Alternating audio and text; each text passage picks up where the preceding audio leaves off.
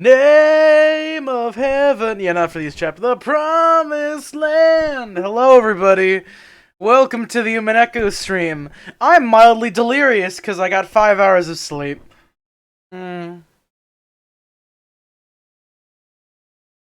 Sure is.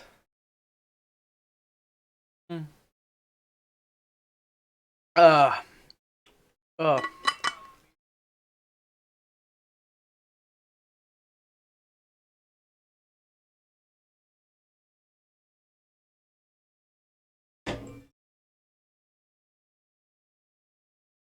Oh, Jesus. Alright, shit.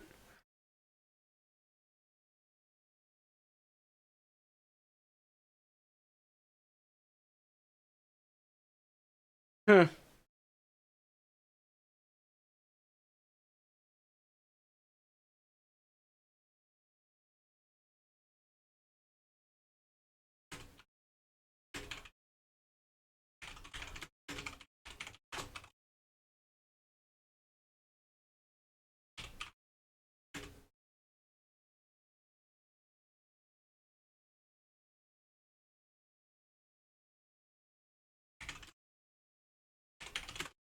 Yeah.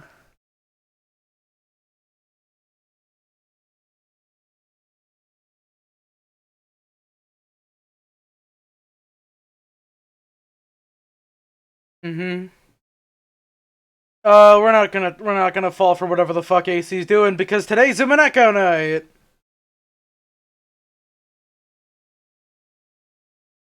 What? What do you mean you can't hear anything? Oh, okay, whatever. Yes, and?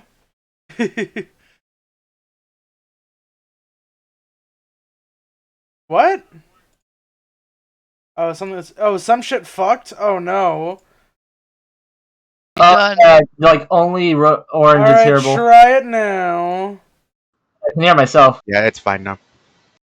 Can the world hear me? Can I set my whole day? But am I still here? So apparently it just kind of like reset all my audio devices. I thought the name of heaven was playing, but I guess it wasn't. That's copyrighted music. Don't play that. There we go. Well, we don't need to fucking play music. Let's just jump right into it, you know? Good. Isn't there like? No, wait. Never mind. I think we're all here, right? There are as many people here as there can be. We're down one Shelly, but he said that would happen. Yeah. Yep. Like, I hate to say it, but my new work schedule does not allow me to have that much leeway with my sleep as I used to. Oh, nope. Pop filter, why? Don't do this to me, pop filter. Why do you need a pop filter? Is there something with your Stop mic? the pop. Stop the popping. This is the sody pop. Wait, you called it sody pop, right? I call it whatever the fuck it is. 'Cause people soda. are stupid It's and fucking care soda. too much. Who gives a fuck? It's soda! Call it No, soda! you're not special! It's just a soft drink beverage! Who the fuck cares what it's called? Which is Joshy, on soft drink you know, beverage. Joshy, It's people soda! call it pop or special. No They're one quite- cares! Oh, it fell. Oh, Oh, jeez. that's not good. Joshy, I Alright, know your mother says you local- were a special boy. Well, my pop filter's broken. Darn. Again? Well, damn. No, oh well. At least everyone can still hear me, right? Yeah, you're good. Hey, You're fine. Alrighty Everything's then. fine. Okay. Yeah, all Let's good in just this world. jump right into it. We're just going in, aren't we? We're raw dogging it. Not much to talk about today. Damn it, Jessica's say that. here. Furniture and people.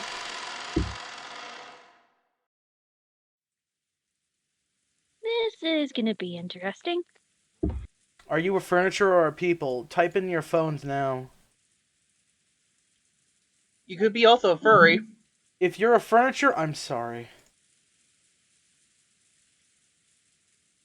Hello, Ramen. Sorry, John. Damn, that's the wrong one.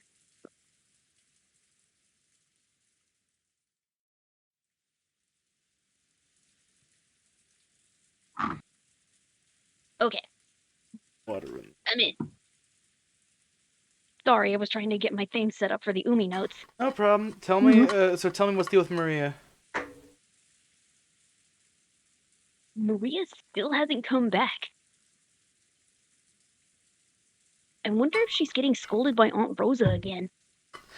Ever since they met Maria at the airport, she'd been romping about, chatting about Halloween the whole time. But maybe she'd cut loose a little too much. Acting a little too boisterous on the plane, on the boat, and during lunch. Because Rosa had cautioned her several times. At times like that, Aunt Rosa tended not to scold her much in front of people. More often, she would take Maria aside and scold her alone. So, since Maria had been called off somewhere, they figured she must be getting scolded. Looked at the clock, they realized it was almost 6 p.m. Of course, they couldn't imagine she'd be getting scolded all this time. Maybe it was time for some anime she watched every week to start. She probably hadn't left the mansion parlor. Maybe Battler-sama woke up and they've been playing together. After all, Maria-chan thinks of Battler-kun as a new friend. She must have had a lot of fun when she played Halloween with Battler-kun at the airport. Apparently was having a lot of fun himself. Maybe he's gotten big, but he hasn't changed a bit.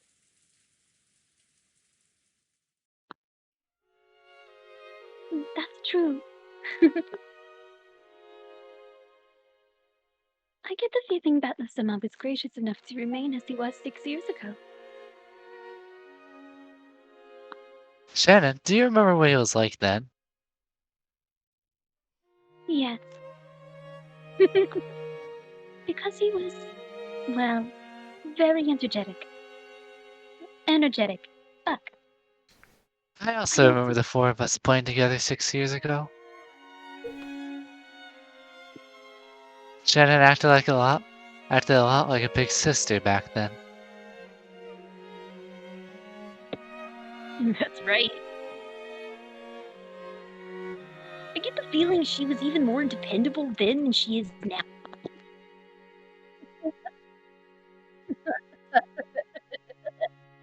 Yeah? You okay? Say what? Oh, you got muffled there. What? It's fine, just keep going. I already. Oh, Wait, okay. did I cut out for you guys? Did you do the ahaha, or we're good? That's what I was doing. Did it sound Alright. like I was coughing? No, it sounded like you cut out a little bit, that's fine. My bad. But then I didn't truly understand my place, so I did quite a few rude things. Oh, don't worry about understanding your place in that sense. When you're on the job, is one thing, but when you're taking a break and with us, like now, I'd rather you'd stay and be friendly, just like the old days. That's right. There's nothing wrong with acting different, depending on whether you're the servant Shannon, or off-duty Sale. You aren't a slave. You're just working as a servant, right? I think of you, Shannon. No, Sayo, as my oldest friend. Thank you very much, my lady.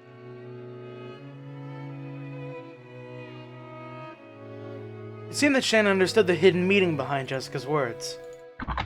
After all, she heard a bit about Jessica and Cannon's history from both of them.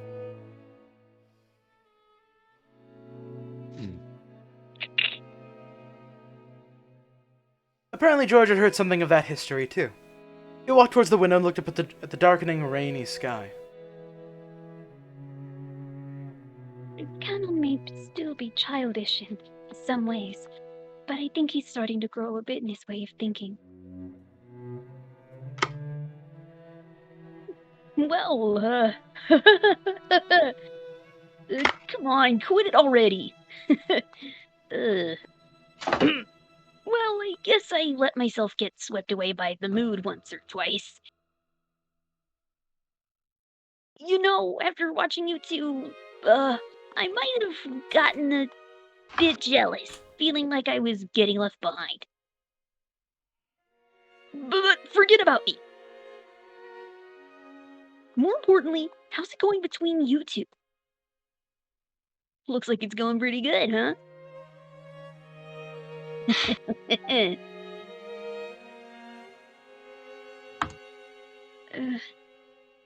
I wonder. Yes. It's going very well. Shannon was lost for words, her face red, while George answered brightly and immediately. That carefree attitude made it easy to see that their relationship was proceeding so perfectly it'd make anyone envious. Dang, I'm jealous. So does that mean Shannon's gonna resign and have a party soon? I wonder. I'm There's a good question. I wonder what she'll say. George laughed teasingly and as though pressing Shannon for an answer. It was probably the way they usually flirted when they were alone. Jessica could only smile bitterly and say, yes, thank you, that's enough.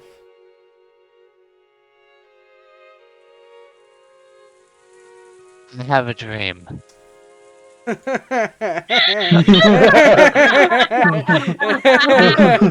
guys have terrible minds. I have a dream. no, my mind went straight to Metal Gear Revengeance, dude. Ushi and Miyadora have a dream. They don't work in a world where they won't sell drugs to kids. Okay, that joke's aside. I'm getting a sip of my water. I played college ball, you know. I like how I'm like, George, average me, Orange George, fucking gremlin. That's right, my name is George Shermia. Nah. Stop doing that voice. You're gonna make me spit take on my computer. I'm just imagining like this normal George just staring in horror and shock and awe at this horrible mutant gremlin George. You know, if that George was a female, then Zaz would be all over them. I mean, if there was a female gremlin, I think that'd be up Zaz's alley, if anything. We all know he likes. I can't believe we're exposing Zaz like Live on stream. Alright, okay, come on. Bit over, continue. Bit over. I don't mean just. Move on. I don't mean just some ambition to become the leader of my father's own domain and business. I also dream of building a happy family together with a partner I could spend my life with. I want 2 kids at the very least. God damn! It'd be nice to be able to do some sports as a whole family. And many more things besides that. I often talk with Shannon about that kind of thing. Although every time I do, she always laughs and says I'm getting ahead of myself. Every time I talk with Shannon, I talk about how submissive and breedable she is. She's... Oh god! Damn, I didn't know George liked the Zaz. I feel so bad for Zaz. We're just taking pot shots at him today. I mean, we're not wrong though. Oh. I'm sorry. Just okay. No more. No more. Bit over. For some reason, even at the age I am now, I always find myself thinking about what it'd be like to live peacefully in my old age. With healthy grown-up kids and grandchildren running around all over the place. If only I could spend the rest of my life at a slow pace surrounded by that, together with Shannon forever. Yeah, you're definitely getting ahead of yourself. But how should I say it? That sounds like you, Georgie-san. Surrounded by a family like that would probably be so wonderful. the ideal family I painted in my mind is something like that. To Shannon, who'd been raised at an orphanage, that harmonious image of a family was probably something to be yearned for. And George, who had made an absolute promise to grant that wish for her, may truly have been a fitting person for her to spend her life with. To Jessica, Shannon was a precious friend. George was surely the one most fit to entrust that friend's nature to. Well, I don't want to throw cold water on you guys. Said I have to, but Uncle Yoshi's side, what are you gonna do about Aunt Ava? When she hears this, she's gonna pop her breast. Wouldn't it be pretty enough to win her over? She was so pissed that a Making literal sex thing jokes about your has a aunts? I didn't know you were a battler. Hey, I'm here!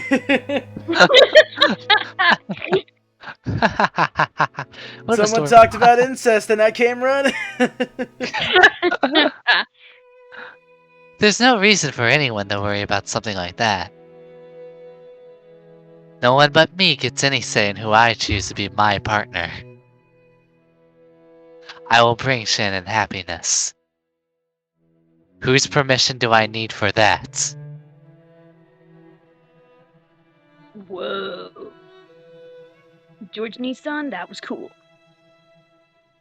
Can't believe you can say that stuff embarrassing that loud. I don't remember you ever being that kind of character in the past. As they say, if you don't see a boy for 3 days, you should watch him closely. I thought the saying was if you don't see a boy for 3 grow- days, call the police. I grow as much as anyone. I intend to study more and more and grow to be the man Shannon deserves. The one who can bring her happiness. Maybe even George realized how embarrassing the words coming out of his mouth were. His face turned very slightly red and he scratched his head. George-san? It's okay. I'm sure Mother will be difficult, but you can leave that to me. Leave Ava to me. Dun, I'll dun, make all the dun, relatives dun. accept you as my partner. Awesome. I'm jealous of you, Shannon. Seriously. I'm very grateful that you're willing to go so far. Come to think of it, I'm starting to feel like a third wheel here. Maybe I'd better leave, huh? Jessica rose with a forced smile from the bed she'd been sitting on. The phone rang. Before Jessica picked up the receiver, wondering what this could be about, Shannon looked at the clock and jumped. Apparently she spent too much time on her break. I'm sorry. I forgot it was time for work. Then, if you will excuse me. At the same time Jessica picked up the phone, Shannon began dashing out of the room. Ah, Shannon. Again. Usual time at the usual place. Yes. Excuse me. Hello, it's Jessica. Ah, Genji-san. Yeah, Shannon's going back to you guys now. We held her up. So please don't scold her. Yeah. Yes. I see. So it's almost time for them to get ready for dinner. Dinner. I wonder what's for That's for dinner. Many plates lined up on the counter in the kitchen. Preparation for dinner were proceeding steadily. Oh, wait. The number of plates lined up there was 19. There was one more than there should have been set up for the annual family conference. I can't accept it! Why can't I deliver it directly? Yoda-san flew up at Genji, paying no heed to the pot that was spitting steam. The master enjoyed eating alone in his study, so his food needed to be served in that room. However, there was something that always happened. Of course, Goda-san would want to set the table for the master with his own hands, since he put his heart and soul into his cooking. But the master had imposed the strict rule that none but the servants bearing the golden eagle crest may enter his study. So while Goda-san would be able to greet the master from outside the study, that wasn't even able to grant him the honor of carrying his cooking inside. Goda-san was always irritated by this. Of course, he was a newcomer in terms of years of service. However, he had piled up plenty of experience from his previous jobs, and he was quite confident that he'd be able to perform in front of Kinzo in a manner that would do him no disservice. And yet, simply because he was not permitted to wear the golden eagle, he still hadn't been blessed with this honor.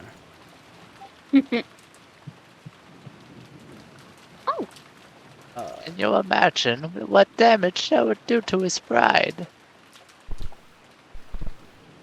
You might think tonight was a repeat of that, but it wasn't. Because tonight, there was a person other than the master who wanted their food carried to their room. Apparently, this person is an extremely rare and honored guest, and we have been given strict orders to treat them in the same manner as the master, the family head.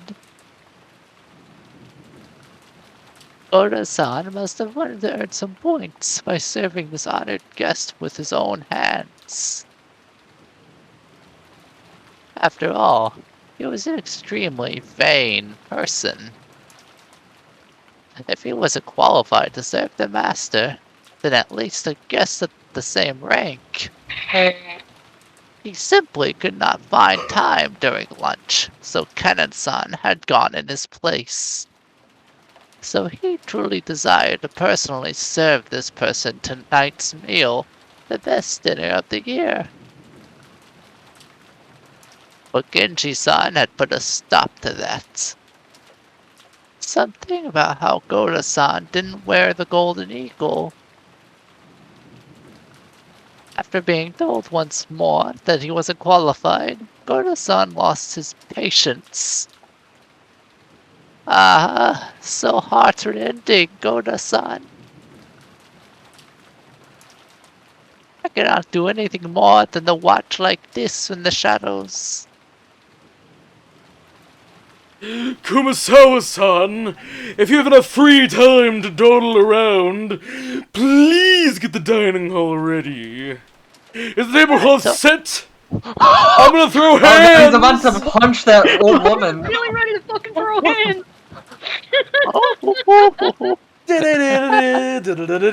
My, don't get your Somebody panties in start a playing some bunch. Tekken music. Is Goda Why a is- fighter in Golden Fantasia? No. No, No. he is Why is not. Goda wave I dash? don't think he's even in. Is he even in it? No, he's not. He's not even in the background. He's such a useless Yeah. character. Well, I mean, like, there are characters that should be in the fighting game that are not. Yeah, We will not So, like, elaborate it's on not who. uncommon. yeah. Doesn't stop this dude from looking like he's about to throw hands. I refuse to explain. Should I continue?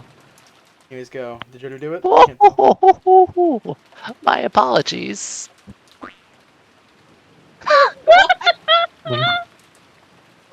When it became her turn to bear his wrath, Kumasawa slid out into the hall. Goda's wrath. Future-sama is of exactly the same rank as the Master. All rules regarding her are to be respected just as much as those involving the Master. Goda-san, please devote your attention entirely towards your own task and serve all the relatives. I wouldn't mind if it was you, Genji-san. But is it really okay to let a child like this serve such a guest? If she made some blunder, it would be quite embarrassing. I know they've served her a long time, but that doesn't mean that they've been trained in the proper areas. If you allow me to speak freely, they are completely lacking in the fundamentals that might qualify them to interact with such a guest. My 6P is far better. Pete. It's his fighting game joke. He's got better fundamentals. He forgot to Roman cancel. Okay, why do I know that, but not 6P? Goda install. Just because, it's the... Oh, yeah. Goda spoke bluntly, even though Shannon was standing right there in the kitchen. Shannon was the only one whom Genji had ordered to carry dinner to Beatrice's room. But the ranking system among the servants permitted to wear the golden eagle. Shannon certainly was the second highest in rank. Shannon was A tier. Goda was D tier. Oh, no wonder he's salty. If the highest ranked, Genji, was at the table in Kinzo's room, then it fell to Shannon at the table in Beatrice's room. Goda's pride was always horribly injured by this ranking system. At times like this, he'd speak out bluntly and rudely against Shannon and Canon. Goda kept raising examples of each of Shannon's failures until now, making her ruck so how she couldn't do this or was terrible at that. So it is penis envy. But that's ironic, though, because she doesn't have a penis. Mm-hmm. Or does she? But you don't know that. Dude, let's not go there. Yeah. Imagine it, though. Shannon, who listened to this with her head hung in shame, heard Cannon's voice from behind her. Cannon had been leaning against the wall in the hallway near the kitchen entrance. A blind spot from the inside had been listening to all of this.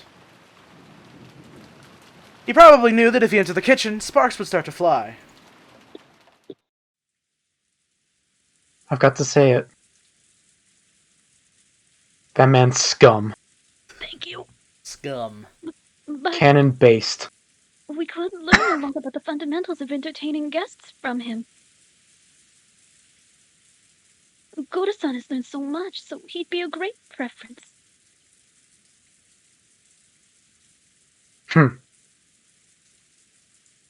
Hey son, you sure are nice. More importantly,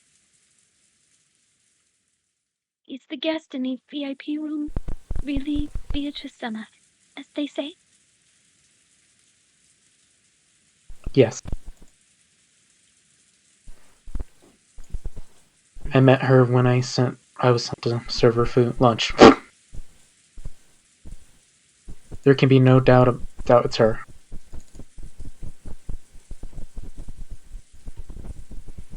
Really? Was she doing well?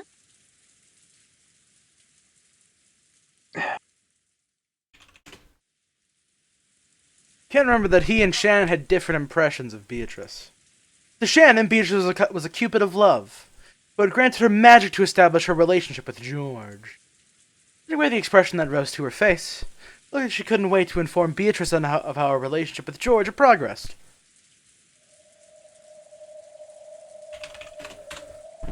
However, Cannon already knew that the witch came here with a terrifying goal in mind. The nebulous witch was only that they had been able to see in the past, had now revived so fully that she could walk in openly through the front door, and even have dinner carried to her. Dinner. Once when she'd vanished in front of Cannon, which had said something about how her own power was still weak. So if that witch was now appearing so openly, did it mean she finally regained some of her former power? And she said something else, too. She definitely said that she'd sown the seeds of love, while fully aware that they would fail. And she said even more. She definitely said that the day had finally come, upon which the door to the Golden Land would be opened. Shannon. Oh, did that not come out? No, Oh. you're fine. I clicked on I clicked on my Among Us server by accident. She's planning to hold some bizarre ceremony with the Master. And you can bet it'll be something too horrible to imagine. And no one will be able to resist. What are you talking about? This. She came here. She came here as the Master requested. So that door to the Golden Land would open. And so that everything would be returned to the Golden Land. She definitely said that. In the past, the two of them, as furniture working for Kinzo, had been told what opening of the door to the Golden Land meant. So Shannon understood everything without having to ask a single question. And because of that, she felt a deep despair. Something tore Cannon's heart as he looked at the expression twisted with grief.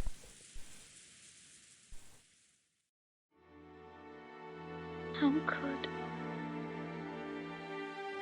Why? Why now?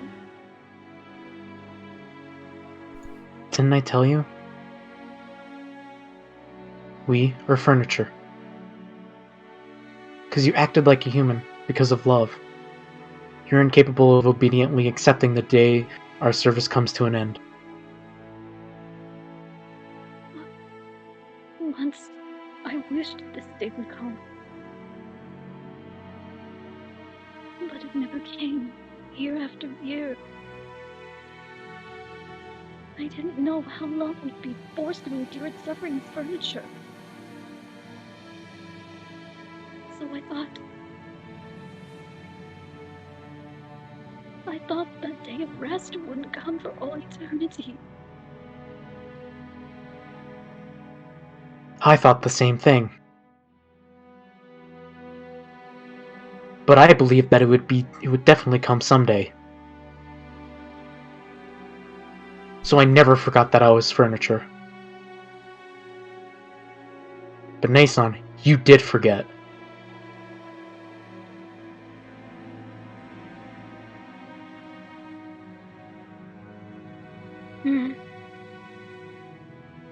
It's my fault, isn't it? It was I who... Yeah, it's your fault, Nason. If only you hadn't experienced love. We'd both be happy that this day has finally come. You built up too many pointless regrets. Even though you knew you'd have to leave this world someday.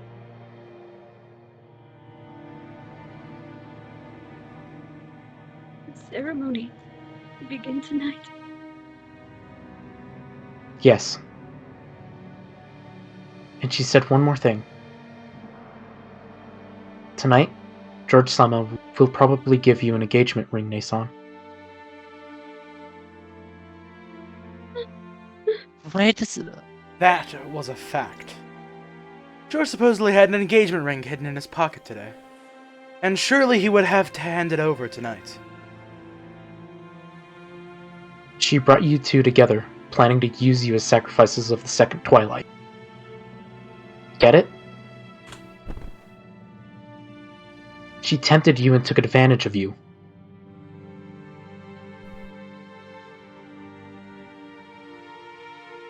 I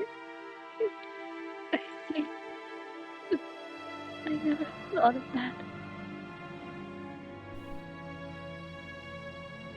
But she told me. She promised that if you don't accept the engagement ring tonight, you won't be chosen as a sacrifice, Nason. I think our chances of being able to go to the Golden Land together are very slim. There will be 13 sacrifices. Only 5 will be left alive. The chances of us being part of that group are tiny. But if you just accept her offer, those chances will rise. I want to take that bet. Our salvation is in the Golden Land. We're gonna reach that place and gain humanity. Then, I want to live a life as a human, together with you, Nason. If we do that, we might be able to find true love.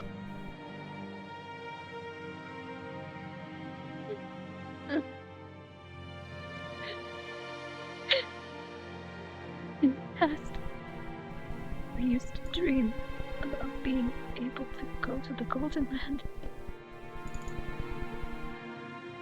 If we go there, any wish will be granted.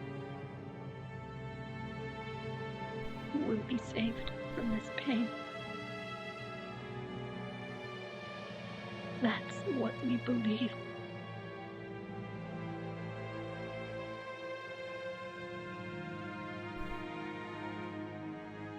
However, in this ceremony, only a few people would be invited into the Golden Land, chosen by fate and chance. Everyone else would lose their life as a sacrifice midway through the ceremony. However, in the past, Shannon and Cannon thought that whether they reached the Golden Land or were sacrificed, they would still be released from their duties as furniture. That meant the ceremony would definitely bring release to furniture like them, no matter what happened. I don't like it. At all. Together with you, I want to make up for all the suffering we've endured. I won't become a sacrifice. Nason. Nason and I will remain alive. And we'll reach the Golden Land together. So I won't let you become a sacrifice of the second Twilight. Please, Nason. Don't accept that man's ring. If you don't accept it, she promised to not select you as a sacrifice.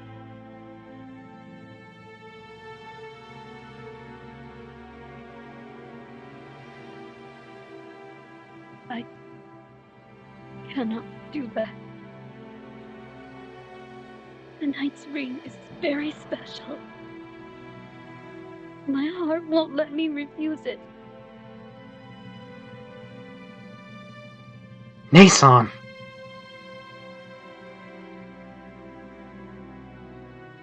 The sacrifices of the ceremony are decided on the witch's whims.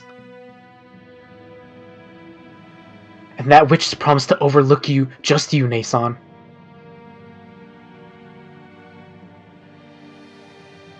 You alone will definitely be able to go to the Golden Land.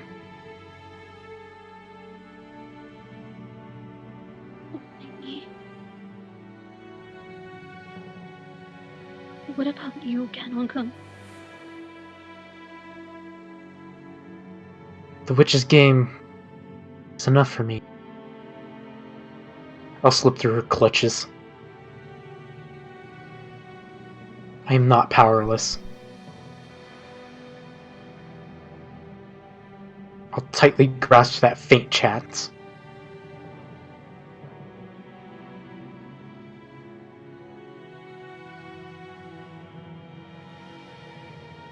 After all, our lives are temporary, aren't they? In order to begin our real lives, let's drag ourselves to the Golden Land. Then, we will gain humanity. And when we've done that, maybe I'll be able to experience romance just like you, Nason.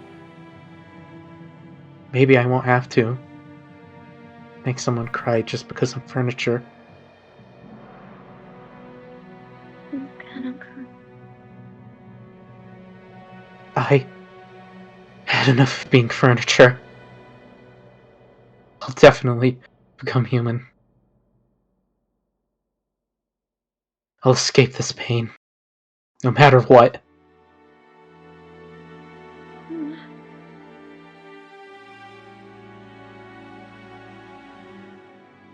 There were tears in Cannon's eyes. By now, Cannon had noticed.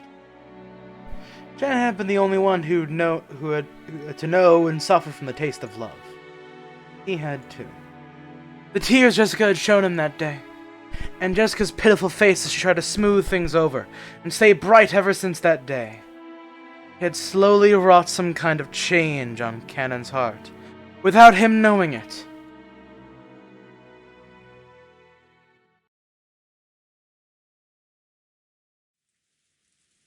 Shannon. I've been calling you for some time now. Shannon jumped at the sudden sound of Genji's voice. Apparently he had called for her repetitively. She hurriedly answered. When she turned back, Cannon had disappeared. Seemed like he didn't feel like showing his tears to anybody.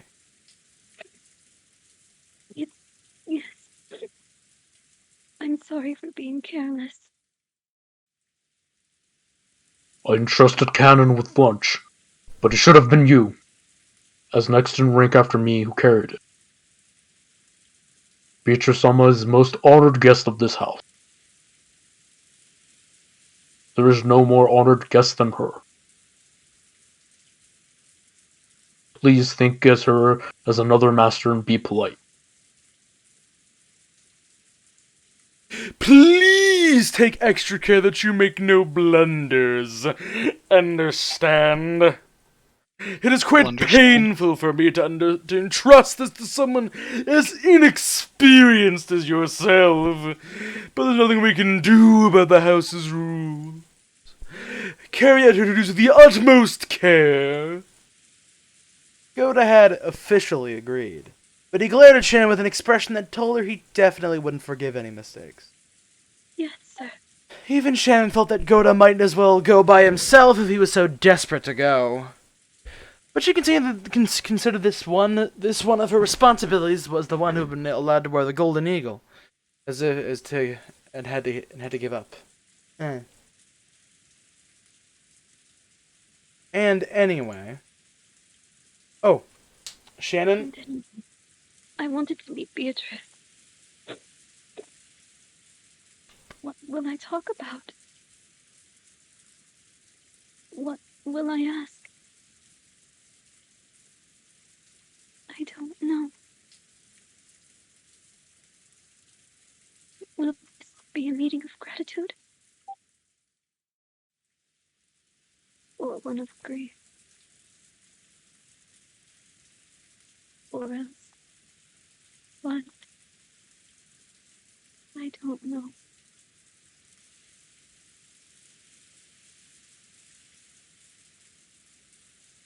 Shannon piled the witch's food onto the serving cart and left the kitchen at a slow pace.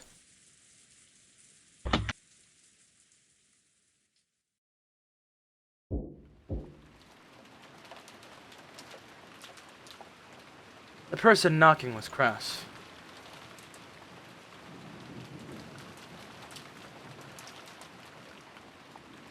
Kraus, you're needed on set. Father,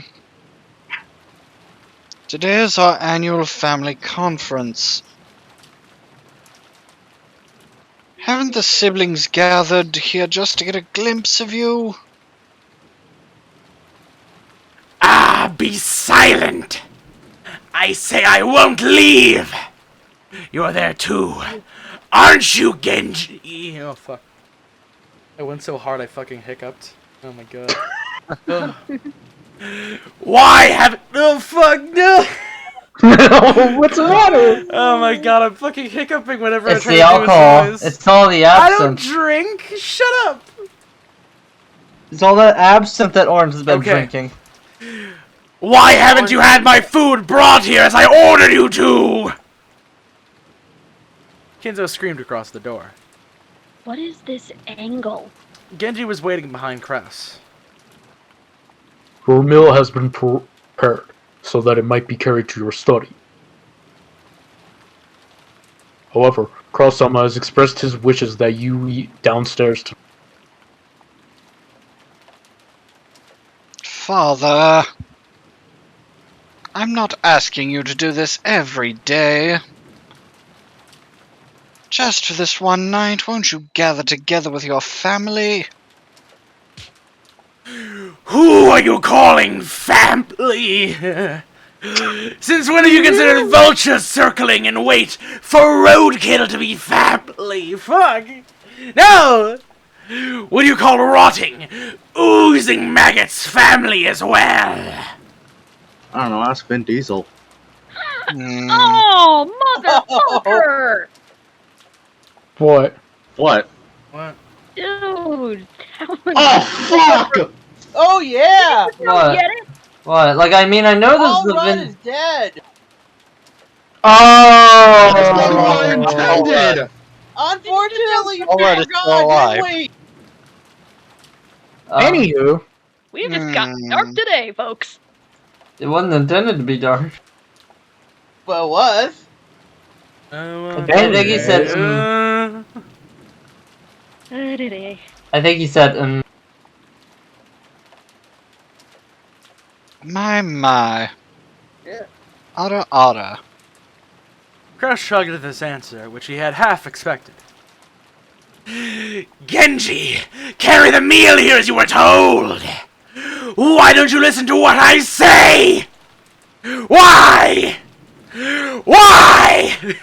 Don't go too hard, Orange. You could probably hurt your throat doing that. Genji-san, I'm already fucking hiccuping at I it. leave this in your capable hands. My voice will no longer reach that man. I desire nuggies, Genji! Bring me my chicken nuggies, Genji! Certainly. And give me my $18 Fortnite card! Of course. And my chalky milk! Kraus Yes. gave his head a small shake, then quickly turned his back on the door to the study. He'd only come calling to save face in front of his siblings, knowing full well how useless he was. After Genji watched Kraus disappear down the stairs, he called again across the door. Master. We have finished preparations for your meal to be carried here. Shall we bring some for Dr. Nanjo as well? Nanjo could be seen in the study. Because Kinzo had forcefully pestered him into finishing their long-lasting chess game, they'd been playing against each other since the early evening. Nanjo had announced as a doctor that Kinzo's days were numbered, so he couldn't refuse if Kinzo demanded that they finish the game while he still lived. Kinzo was thinking deeply about his move, concentrating more than usual. It had been Kinzo's turn for quite some time, and Nanja, who was tired of waiting, had randomly pulled out a book on magic that he couldn't understand and was skimming it. Kinzo-san! You won't think of a good move just by folding your arms and sitting in the front of the board. Perhaps we better take a break and refresh our minds. Be silent! That should be enough to solidify my defense. Would the bishop in the knight be able to penetrate that opening? Okay. Today Kinzo was focusing on maintaining a strong defense. Normally Kinzo's motto was that offense was the best defense. However, today was completely the opposite. I am also hungry. Shall we suspend the game here? Besides, I've used my head so much without a break that I'm already feeling dizzy. At this rate, I might not even be able to perform at my best. Now that will do. In chess, both players must always make their best moves. Any other sort of move is merely a nuisance to consider, ruining a game whose focus is predicting your opponent's thoughts. Such a thing considerably reduces our enjoyment.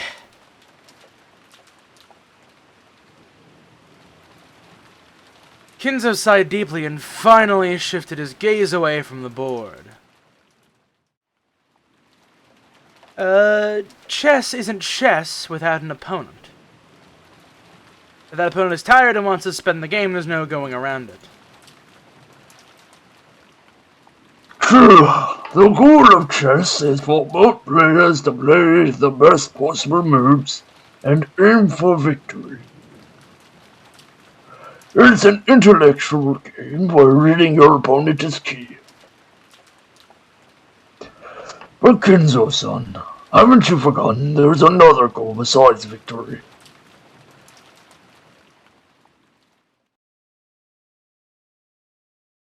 What? What other goal could there possibly be?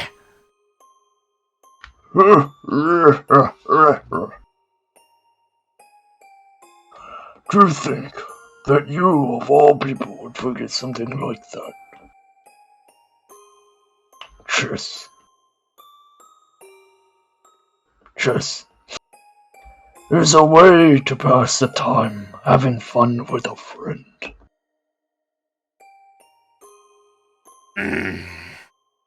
You've got me there. I believe I once said those exact words to you long ago. Yes, you've got me there. Kinza, who almost always wore a frown, relaxed his face for once and laughed. Nanjo felt like he'd been reunited with a close friend he hadn't seen in ages. That's how it is. Now that I've managed to take a shot back at you, what do you say? Will you go down with me and have dinner? Why don't we discuss Kasparov's middle game along with some coffee? An appealing proposition, but I'm afraid I must decline. I can no longer leave this room. After all, the ceremony has already begun. Is that so? Well, my stomach is growling. I will go downstairs. Anytime you feel like it. Nanjo. Thank you. Oh, what could you be thanking me for? We didn't finish our match. However, it seems I have somehow achieved the second goal of chess, which I had forgotten. And it would appear that goal is no less important than achieving checkmate. That isn't like you. Why so sentimental? You said it yourself, did you not? My days in this world are numbered. Now go, and don't come to this room again. Let us continue this match in the Golden Land.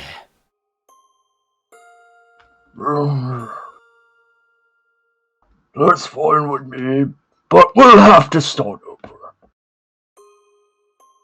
Losing that rook was a serious blow. Well then, I will see you later. Yes, later. Maybe in the Golden Land, or in Purgatory, or possibly in the next world. Nanda didn't say anything beyond that, and with a motion made smooth by familiarity, he pushed the button on the table that would release the auto-lock. Then after looking at Kinzo's back one last time, he left the study.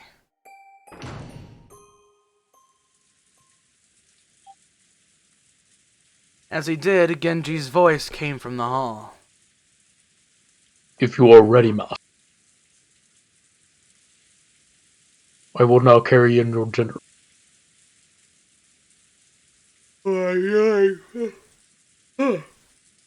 It may be my final dinner. I must savor it. Please, prepare it. As you wish. And are your preparations complete as well, master? Indeed! And the time leading up to this day, this room has been carefully wrapped in a multitude of barriers. Even if roulette chose me, I will definitely repel it. I will remain alive, and will surely become one of those who reach the Golden Land. I shall repulse the visit of the Reaper, trying to drag me off to the land of the dead.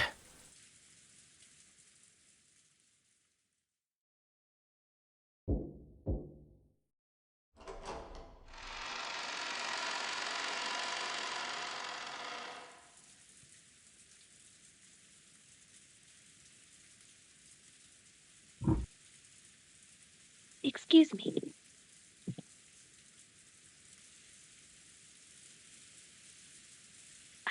I've come to serve your meal. Shannon entered the VIP room, bowing her head and pushing the serving cart. The young woman by the window, gazing out into that supposedly empty darkness, was definitely that witch. Give me a sec. I need to.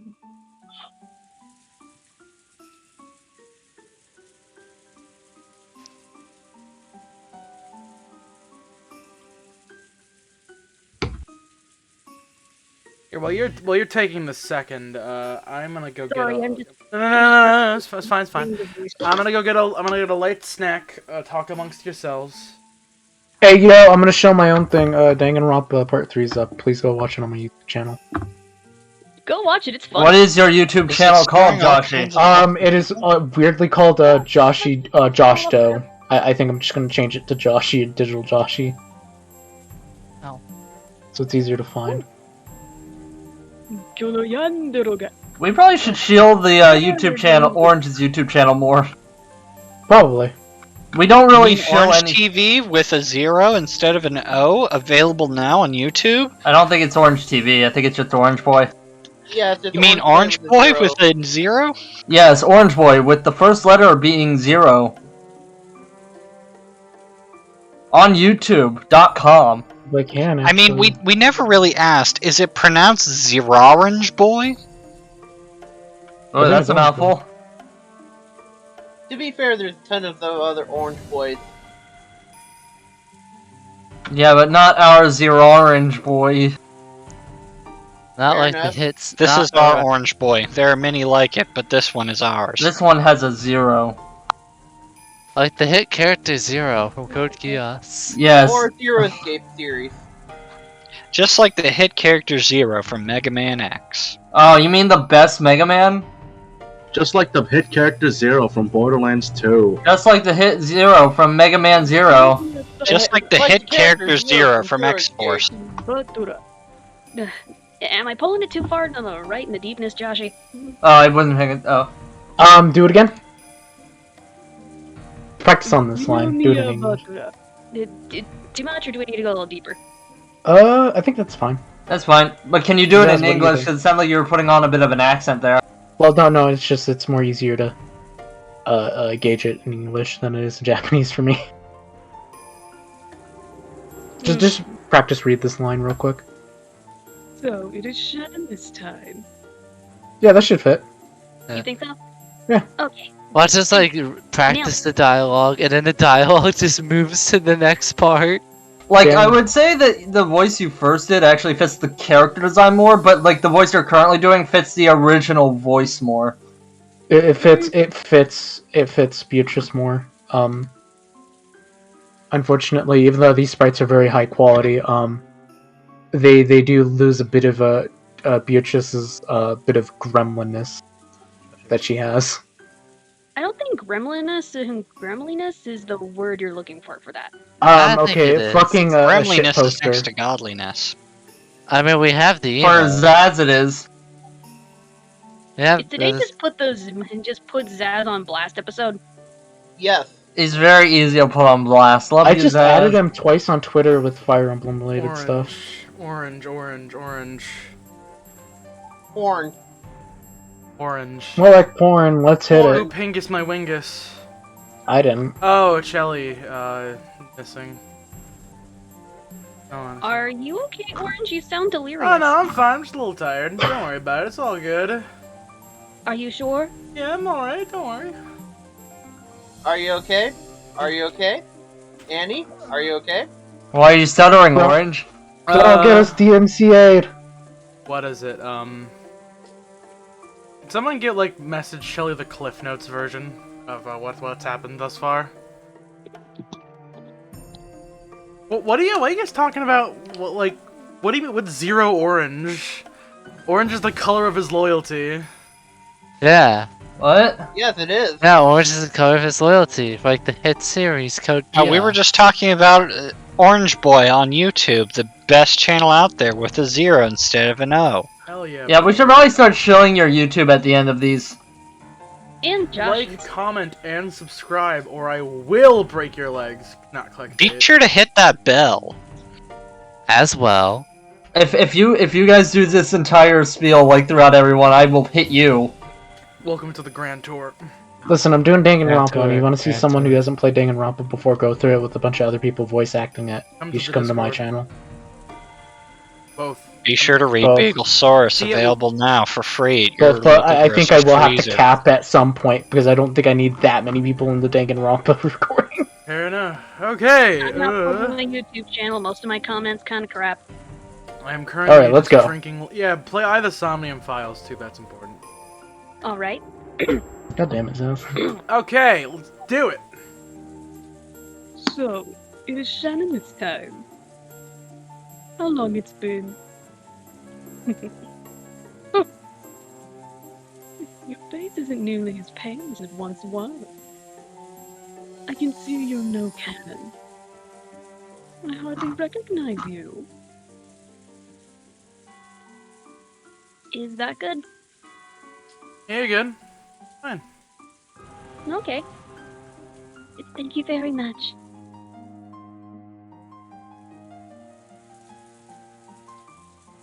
God, this song fucks. Shannon solemnly prepared dinner. There were actually several things she wanted to ask the witch, but they were all jumbled up, and she didn't know where to start. Her heart was also jumbled up, and she didn't even understand her own emotions. So she could only do her job dispassionately, with everything still vague. However, the witch saw what was in her heart. You can't hide anything from a witch. I won't apologize. I am a witch after all. Apologize? For what? Come now. Canon must have told you all about it. I only rescued your love life because of my mischievous spirit. It was nothing more than a seed I sowed so I could watch your love grow complicated, become twisted and fail. Easiest thing in the world to do. He did it for the lulz. I imagine some people think it's more fun to hear about love than have it. You couldn't possibly be trying to thank me, right? I am. No matter what kind of ulterior motive you had when you gave me the magic of love, it doesn't change the fact that I received it from you.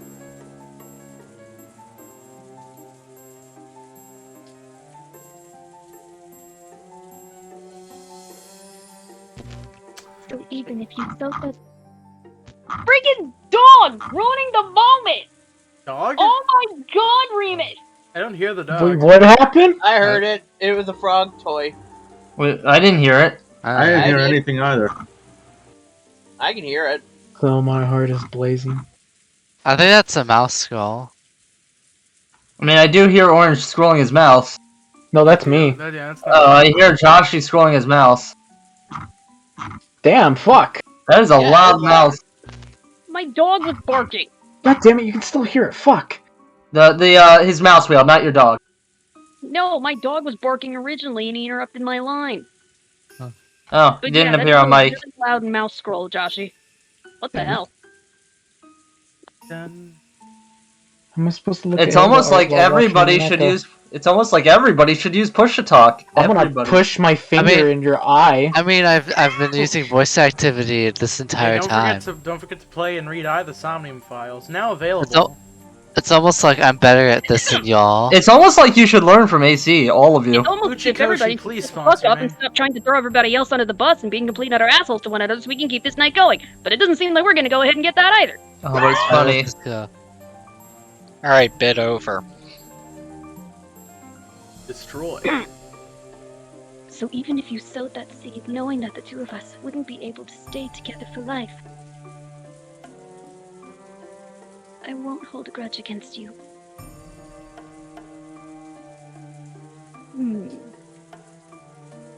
It seems furniture is dull after all.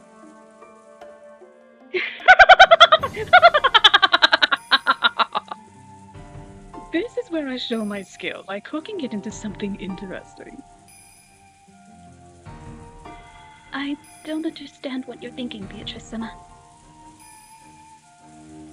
You are a great witch, and people like us don't even reach your feet. nor can we even imagine your grand thoughts. But there is at least one thing I can say. What is it? Thank you for teaching me to be human. You said it yourself. I am no longer furniture. Be silent, furniture. If you were a true human, hearing the announcement of your death on the day that you were to receive an engagement ring should have you dancing around mad with grief. But what are you doing? Your face looks so enlightened, as though you've accepted everything. Truly anticlimax, furniture. No. I am not furniture. Be silent, furniture. I won't be silent. Because I'm not furniture. Are you saying you won't obey my orders?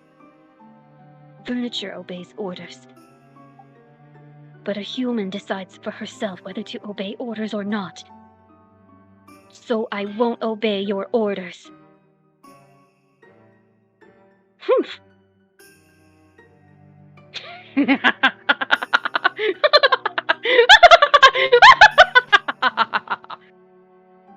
I take back what I said. You really are interesting. Very interesting. If I hadn't sown those seeds, you probably would have soon allowed the ceremony to control your fate without clinging to any emotions. Eh? But now you've grown to become something truly interesting. Something that will entertain me to no end. Very grateful for that. That is well. For I'm not fond of boredom.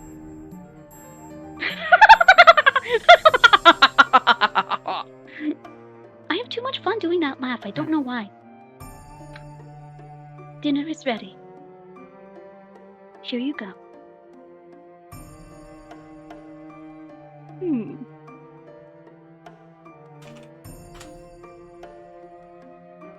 Doesn't this look delicious? If Golden makes it to the Golden Land, perhaps I shall commission him as my chief cook.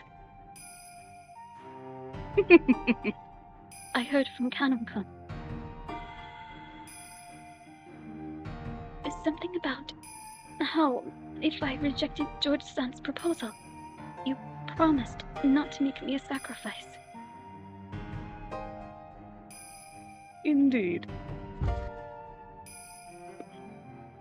I said as much. You would make an ideal potential sacrifice for the second Twilight. But because Canon cried and screamed, asking that I spare you, I graciously listened to his words. And he graciously licked my feet. I mean, it was, With the condition that you abandon your engagement, of course.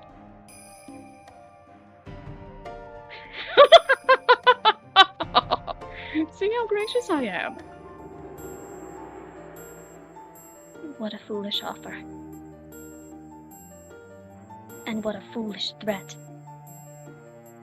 So, you used that to thoroughly bully Canon, did you? Huh? So you comprehend?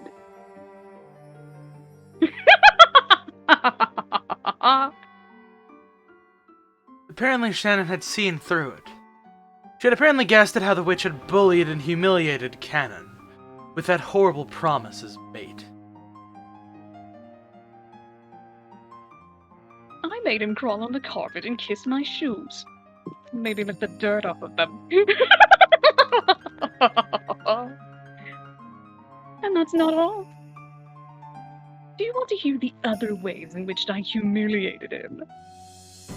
Shannon silently shook her head. I finally come to understand you. You like to bully, confuse, and trouble people, and you do it to entertain yourself. So now I know for sure, the one single way I can resist you. And what might that be? I don't care about you. to carry out the fate that has been given to me. That's all. I won't entertain you. Nobody likes your Facebook status. Nobody watches your Twitch. Nobody cares whether or not you actually display pictures on your Twitter. You're a sad, pitiful human being who should go back to the depths of the underworld where you belong. Crawl underneath your couch and never come out again. Damn. I don't care about you. The witch's features twisted in hatred for just an instant. It disappeared immediately. But the expression that briefly rose to her face was rare for the witch, whose malicious smile usually never faded for a second.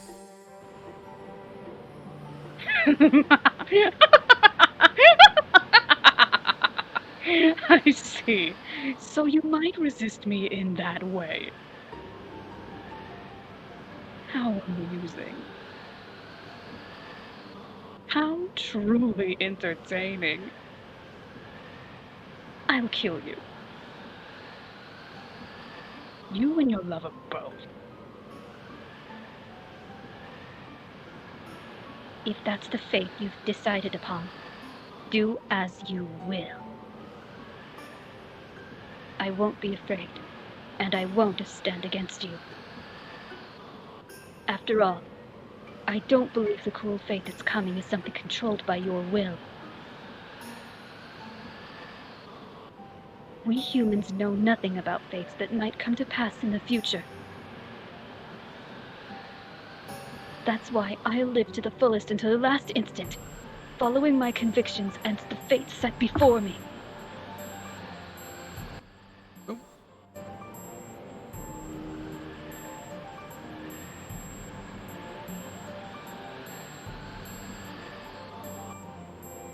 Fate is just a roll of the dice. There's no malice in it. Even if you claim there is, I won't believe it.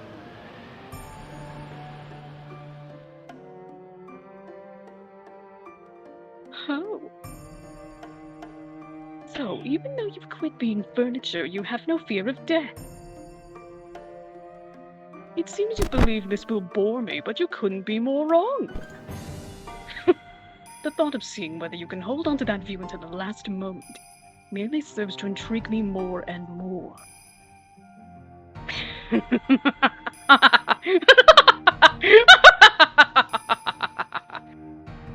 I can't stand this. Why did you take the form of a human, appear in front of us, speak with human words, and ridicule us? If you hadn't appeared in front of us, if you hadn't predicted the future, we would have been able to live life to the fullest until the last moment. That's what witches do. We live off your fates, reigning as high-order being do, as a high-order being does over low-order beings. Your fates are nothing more than fragments.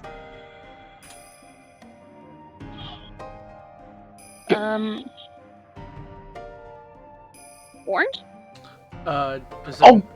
Ignore that it's not getting picked up by the capture. Okay. Sorry, we could just kind of hear it. If I cup my hands together, I could scoop out as many of those as I want. Just like how no matter what the beef cow's mind might raise might babble. Beef cows might raise might babble. It doesn't change the fact that I'll be having them for dinner.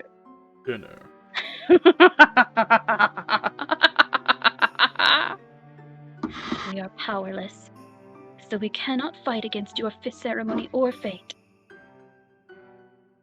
But I can make you unhappy right now. Oh? And how are you planning to accomplish this? By walking away from this place right now. No matter how I respond to your words, it will only amuse you. Refusing to respond to your questions is my only method of resisting you.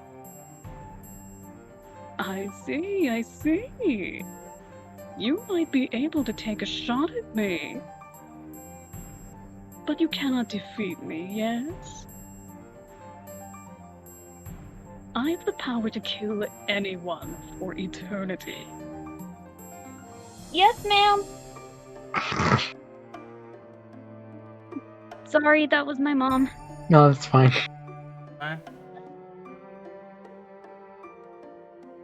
In an endlessly repeating cycle of death and rebirth. Don't you forget it, okay? You spoke those words yourself.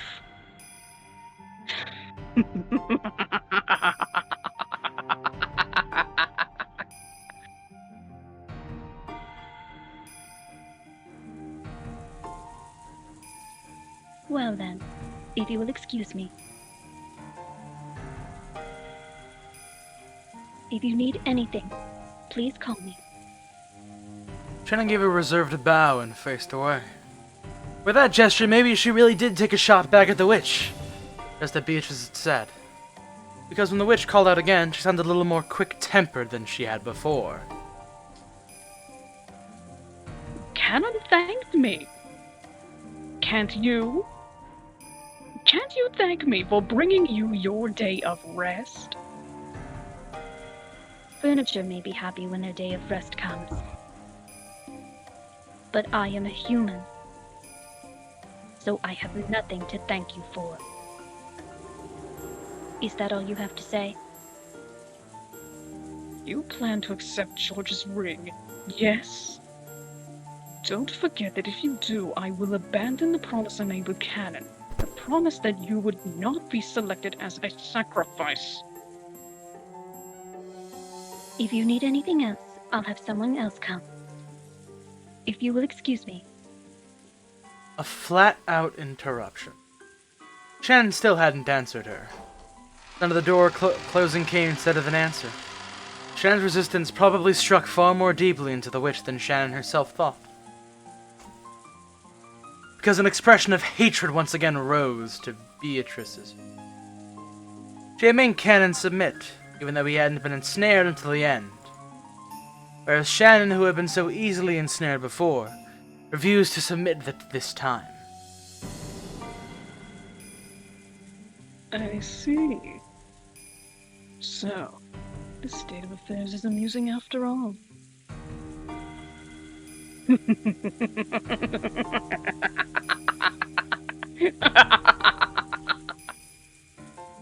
Perhaps I really am still young.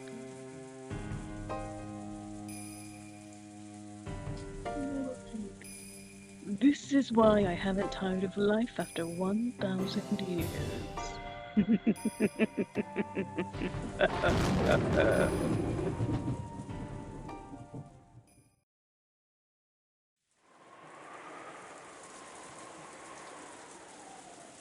I need some water. There's plenty falling from the sky right now. No, I've got my water bottle over to my left.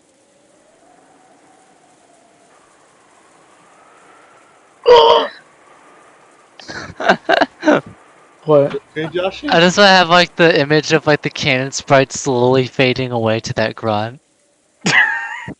I was just stretching.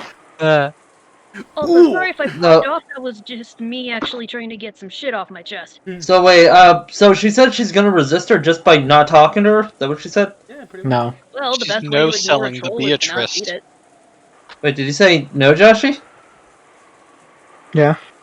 Oh, okay. I thought they made it pretty clear what it was. I mean, I zoned out a tiny bit during a bit of that conversation, but I quickly picked back up. But like the first time she mentioned resisting Beatrice, I sadly missed that part. Alright. This was the most fabulous part of the family conference. Dinner. The past when Kinzo had been serious about the conference, he'd taken everyone's yearly gatherings for dinner very seriously.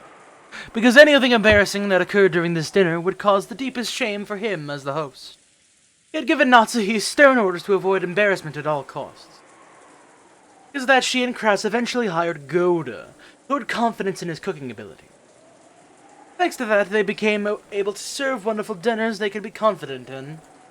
But by that time, Kinzo had closed himself up in his study and never appeared for dinner. Maybe you could call that ironic. When the main dish for tonight, calf steak, was set out, Yoda began to describe it proudly, further stimulating everyone's appetites.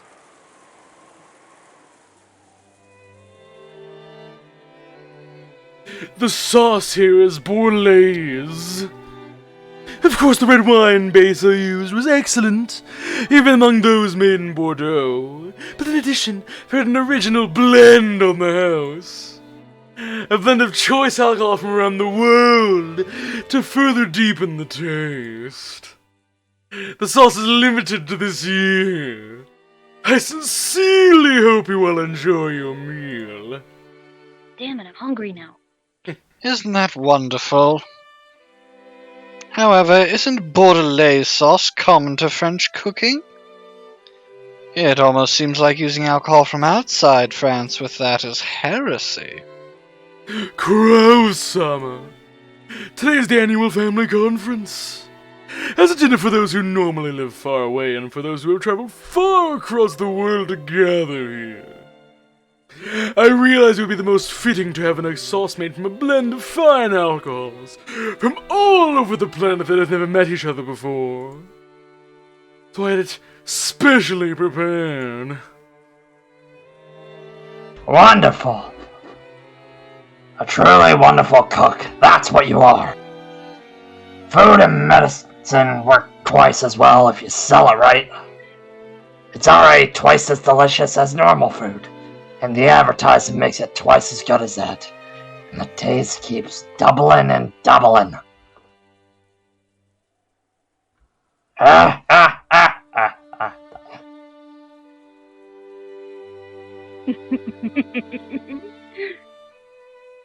Come on, Nissan. The question of yours was obviously a plant.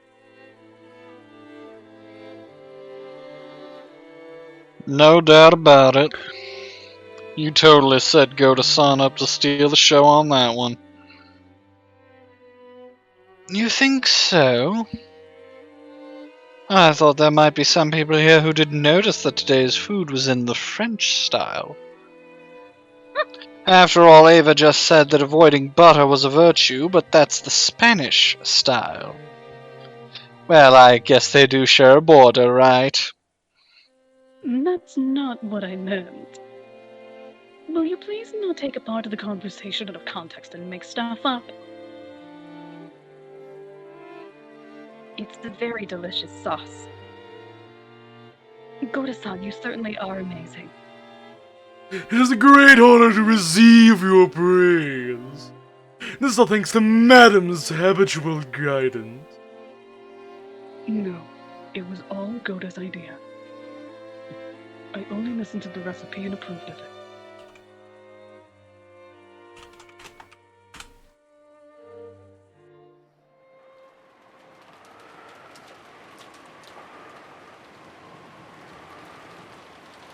Look at the siblings quickly got into a louder argument about the sauce. For the most part, dinner proceeded peacefully. However, a certain question they desperately wanted to ask burned inside each one of them. It was about the visitor, the 19th person. The Golden Witch.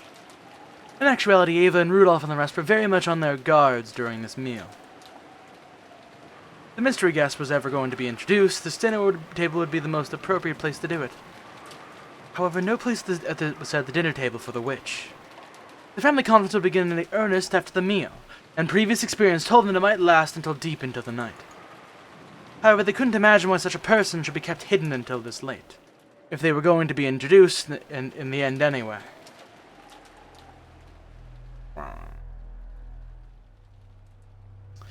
Ava and Rolf and the rest were starting to feel a certain suspicion. Perhaps the guest was unknown even to Kraus. This is an assassin called by Kraus to give him an advantage in the inheritance problem. Then maybe they should speak frankly to Kraus beforehand, creating a common front to resist anything disadvantageous to the four siblings. If she was Kin's assassin, hers was to keep the inheritance from being handed over to the four siblings. The enmity between Kraus and the other siblings could only become a weak point that benefited the enemy.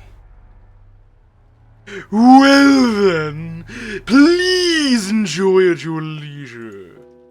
You really love voicing Goda, don't you, Hell man? yes, I do. I get to be fucking stupid. It's great. When he finished explaining the reasoning behind the table setting and the cooking, Go tried to leave the room, but Kyrie called him to a stop with a small voice. Yes, Kyrie-sama. What is it? Please excuse me. I was under the impression we had a company today, but can we expect to be joined at the dinner table? She had planned on saying it nonchalantly, but unfortunately, it reached the ears of Natsuhi, who was sitting in the next seat over. It seemed that Natsuhi had heard it as, even though the guests are here, why hasn't the host come to dinner? Oh boy. In other words, that Kyrie had asked whether Kinza was going to join them for dinner. The family head is not at his best, so he said he would take dinner in his study. I believe my husband explained that in the beginning. I'm sorry. That's not quite what I meant. Natsuhi's reaction instantly told Kyrie that this was an unknown visitor, that this unknown visitor who was also unknown to Kraus and his wife. Which meant, on the chessboard inside Kyrie's mind, she could hear the clattering of the pieces as they rearranged themselves. What do you mean we have company? Adler, who had been sitting next to Natsuhi, seemed to have heard Kyrie's words without misunderstanding them. Thinking it strange that someone else would be invited to today's family conference, he spoke up incredulously. And thanks to that, the uncomfortable feeling building in the siblings' chest suddenly exploded. Everyone looked at Goda at the same time. Judging by their reactions, it was clear that no one here had invited that mystery woman. For an instant, Goda was startled to find everyone's gazes gathered on him. But because of his naturally vain personality, this actually gave him a feeling of superiority. Therefore, he answered in an extremely calm and graceful manner. That is correct! I guess one to eat alone in the VIP room is being served there. Extremely graceful and reasonable response of Goda's made it obvious to everyone that a 19th VIP person, a visitor, existed. The VIP room? A guest? What? Who are you talking about? Natsuhi's words echoed the question that everyone who didn't know about the appearance of the Golden Witch was thinking.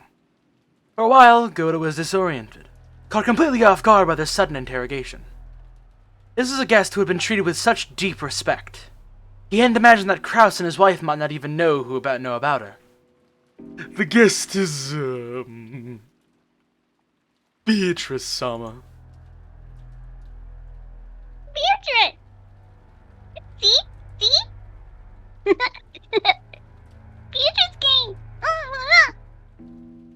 Maria had been telling the other cousins over and over again that she had met Beatrice that day.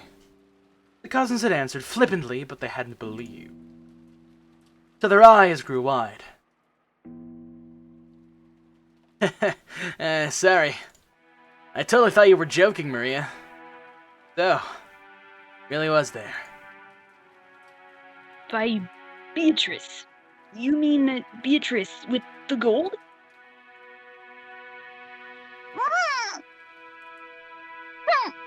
I've been saying she exists the whole time. No one believes.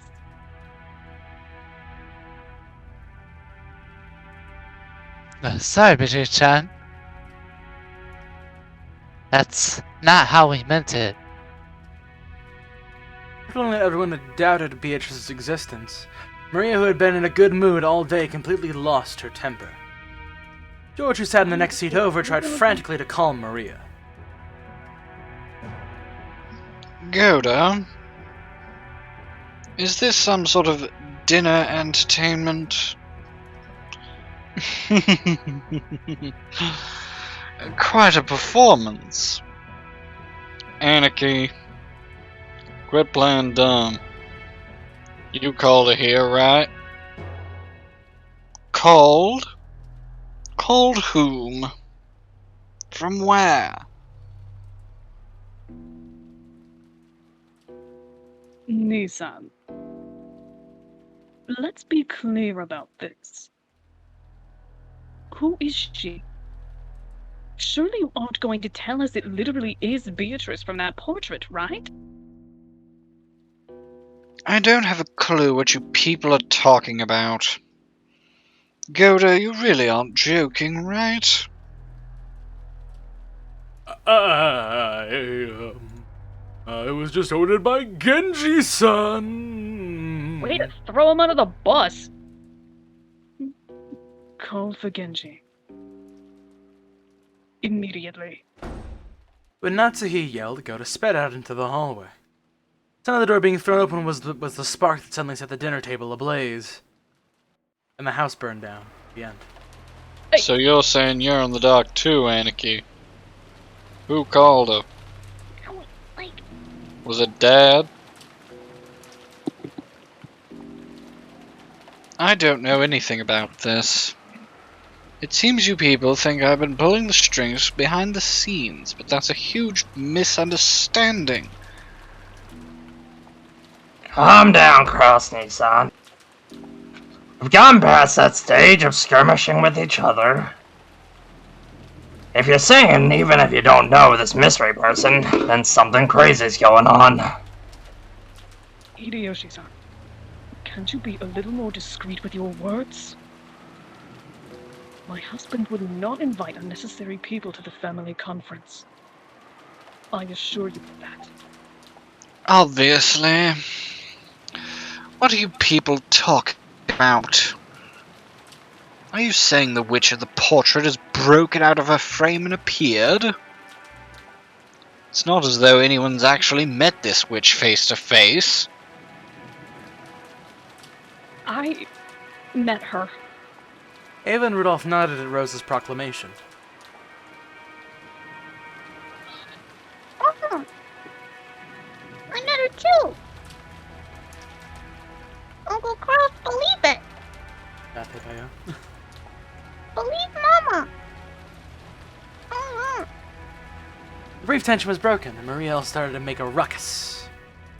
By now the room was thoroughly wrapped in chaos.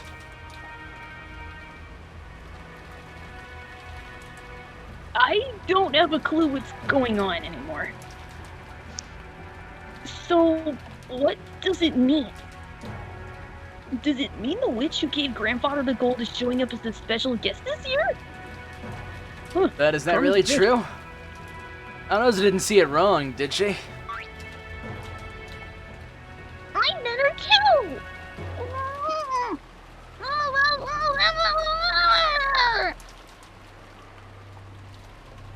Aunt Rosa, are you sure?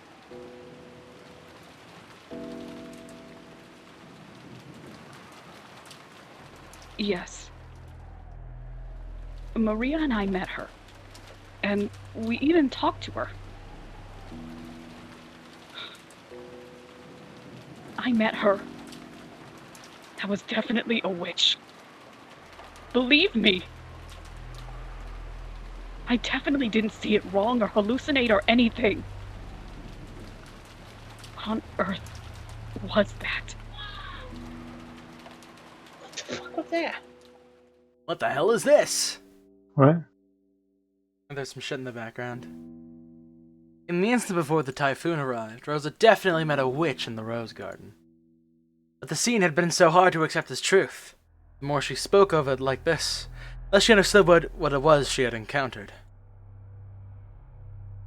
Ironically, she said that she was losing her composure. The more frantically she tried to cling to her claim, the more confused and hazy the things she was describing became. Because of that, it only took a single, calmly spoken sentence to confirm the nature of what she was describing beyond a doubt. I also met with her.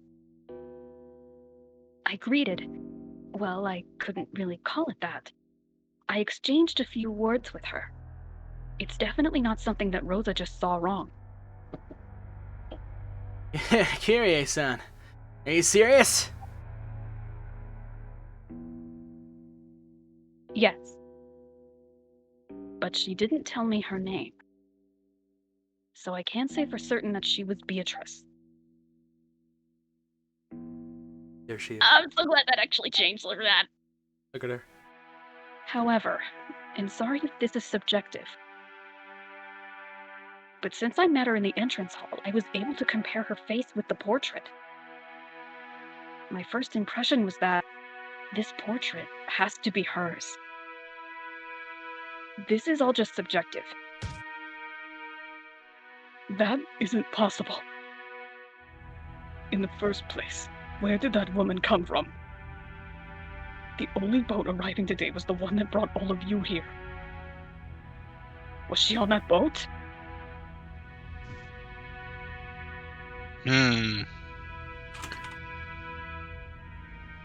Well, it's hard to say for sure.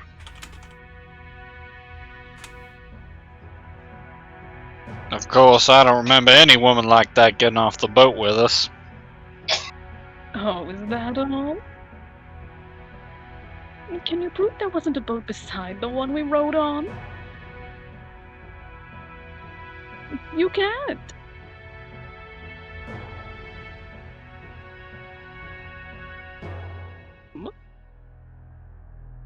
I think they cut out a little bit. Can you re-say you can't prove one didn't come? Oh, sorry, did I cut out? Yeah, you did. Whoops, sorry about that. You can't prove one didn't come. I'm not sure if Joshy's here, but hey, editor, modify that slightly so it sounds like this didn't happen. I will do my best. Thank you. Yeah, it makes sense. If another boat did arrive, it might be possible to prove it. If someone saw it and said they saw it, then you're done. But it's impossible to prove that such a boat didn't arrive. Even if everyone says that no such boat arrived, that they didn't see it arrive, you can't prove that it didn't actually arrive secretly. It's that thing they call a devil's proof. Is that a thing? It's a thing. Don't look it up, but it's a thing. It's simple to prove that devils exist. All you have to do is meet a devil. But it's impossible to prove that devils don't exist. For saying that no one has ever met a devil, you can't deny the possibility that they're hiding away somewhere humans can't go. You can't deny the existence of aliens for exactly the same reason. Until humanity searches for the whole of space and can show perfectly that aliens don't exist, you can't be sure that they don't exist. And it's definitely impossible for us to ever check the entirety of space for the existence of aliens. Therefore, there might be a number of ways to prove that aliens do exist. It'll always be impossible to show proof that denies their existence. So, any discussion about there being a second boat would just be a waste of our time. She wasn't on the boat with us. That much is a fact. So she must have arrived on this island through some other means. That's right. There may be no need to discuss how she came here. What's important is that she's actually in this mansion right now and doesn't feel like having dinner with us. Okay, let's review. Right now, there's another guest on this island other than the 18 people with the Ushirimiya family. And this is a guest even Aniki and Natsu-san don't know about, right?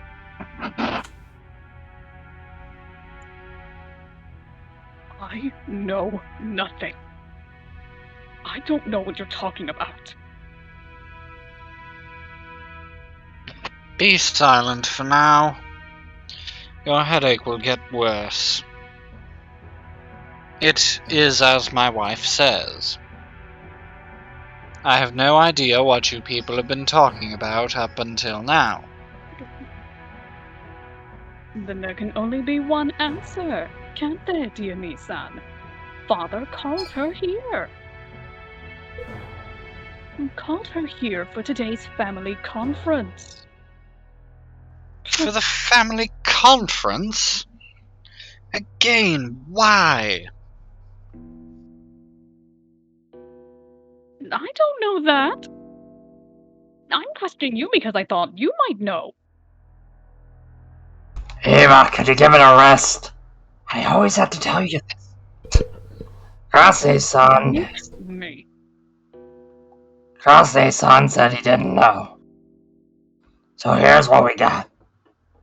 Father stealthily invited the Witch of the Portrait as a secret guest.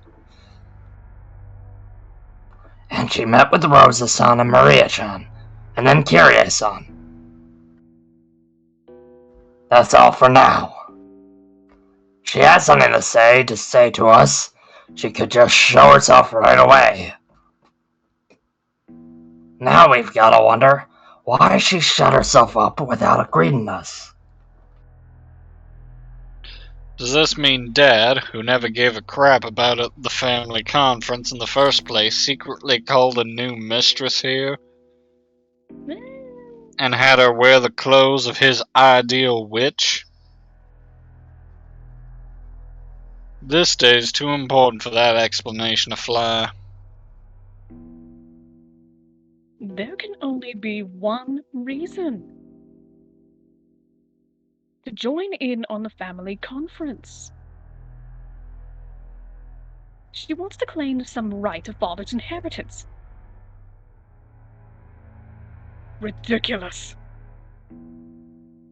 The family head wouldn't have something as filthy as a mistress. Actually... I told you to be quiet. I've lived in this mansion with Father all this time, and I've never heard a thing about something like that.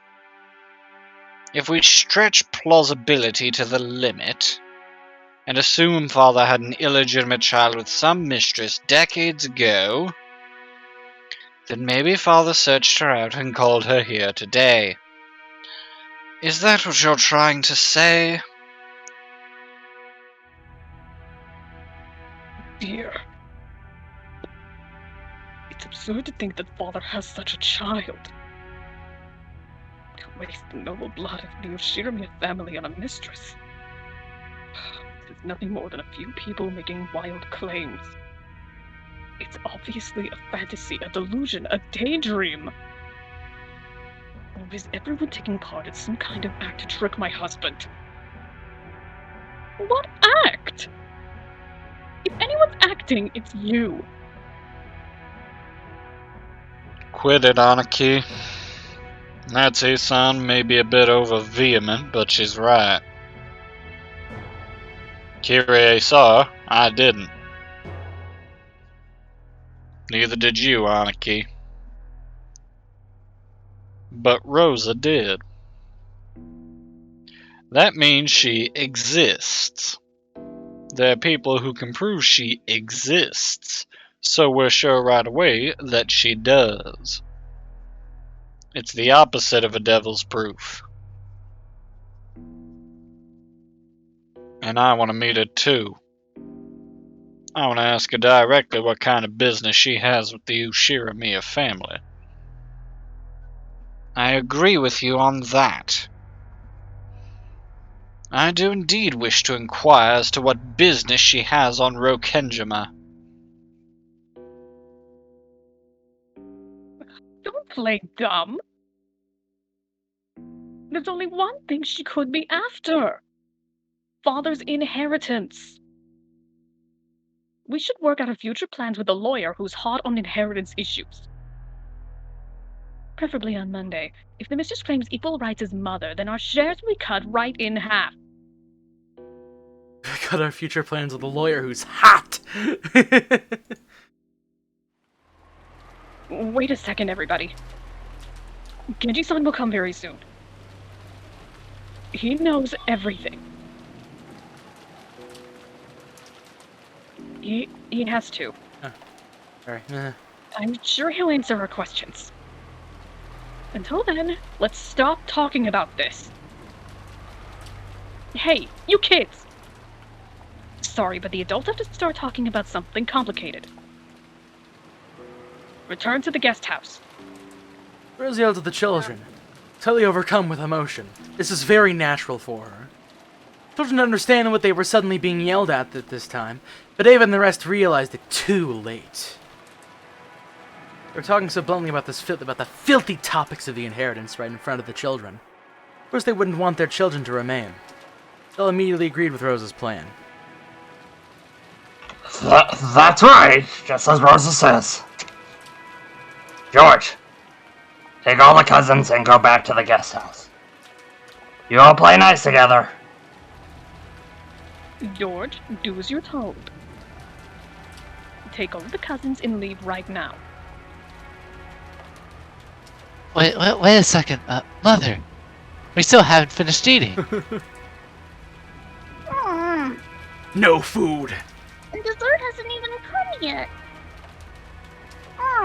George, stop taking after your father.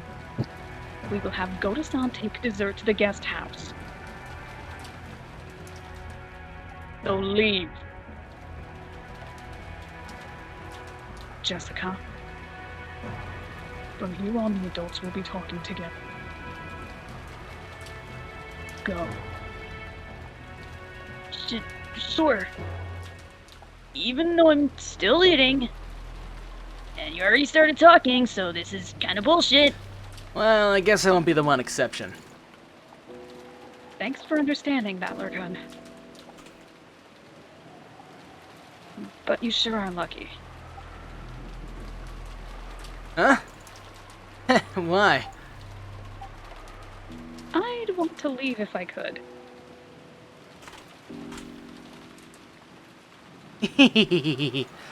I bet. Let you adults enjoy your happy family chat about the inheritance. I will also leave my seat. At any rate, it appears my turn will not come tonight. Nandro quietly rose to his feet. From his seat in the farthest corner, he had been calmly watching the whole discussion about butting in. Though this reaction of his was very adult, just what you'd expect of a calm, older gentleman. But Nandro rose from his seat and ended up encouraging the others who were supposed to leave. The children noisily rose from their seats, and as they hurried into the hallway, the servants returned. I apologize for taking so long. I have called Genji. I was checking to see if all the doors and windows were shut, so it took me some time. My apology.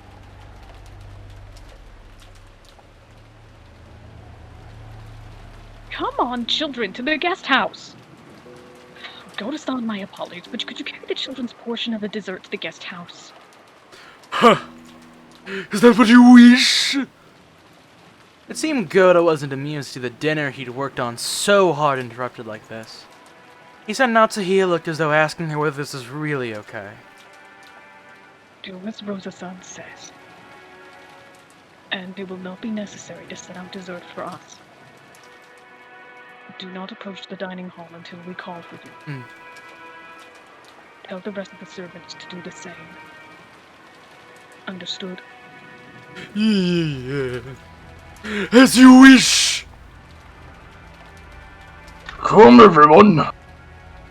Shall we go?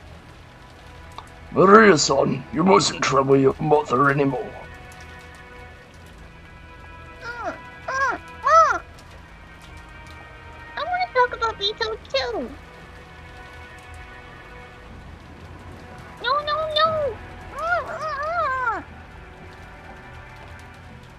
Maria-chan, you did tell us about Beatrice in the guest house. I really want to hear about the witch. Okay?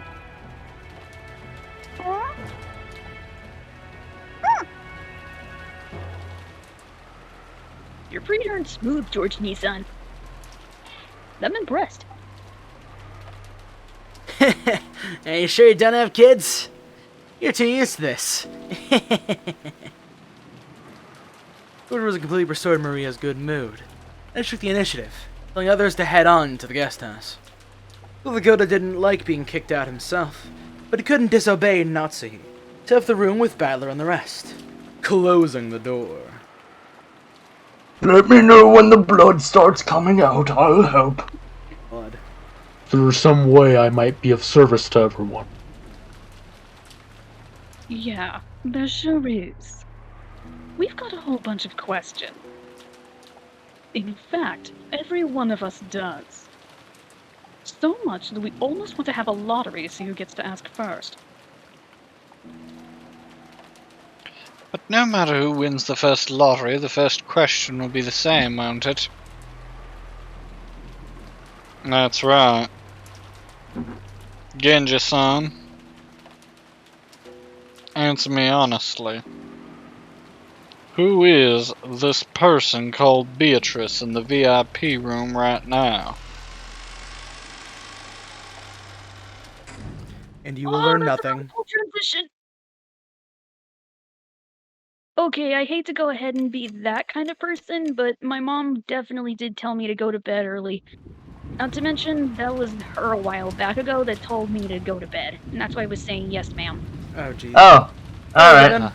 Well, we got a good Yeah. amount in. Yeah. Sorry. It's okay. It seems like now's a good time to leave it off. We will have to Sorry. have our typical after game discussion later. That could work.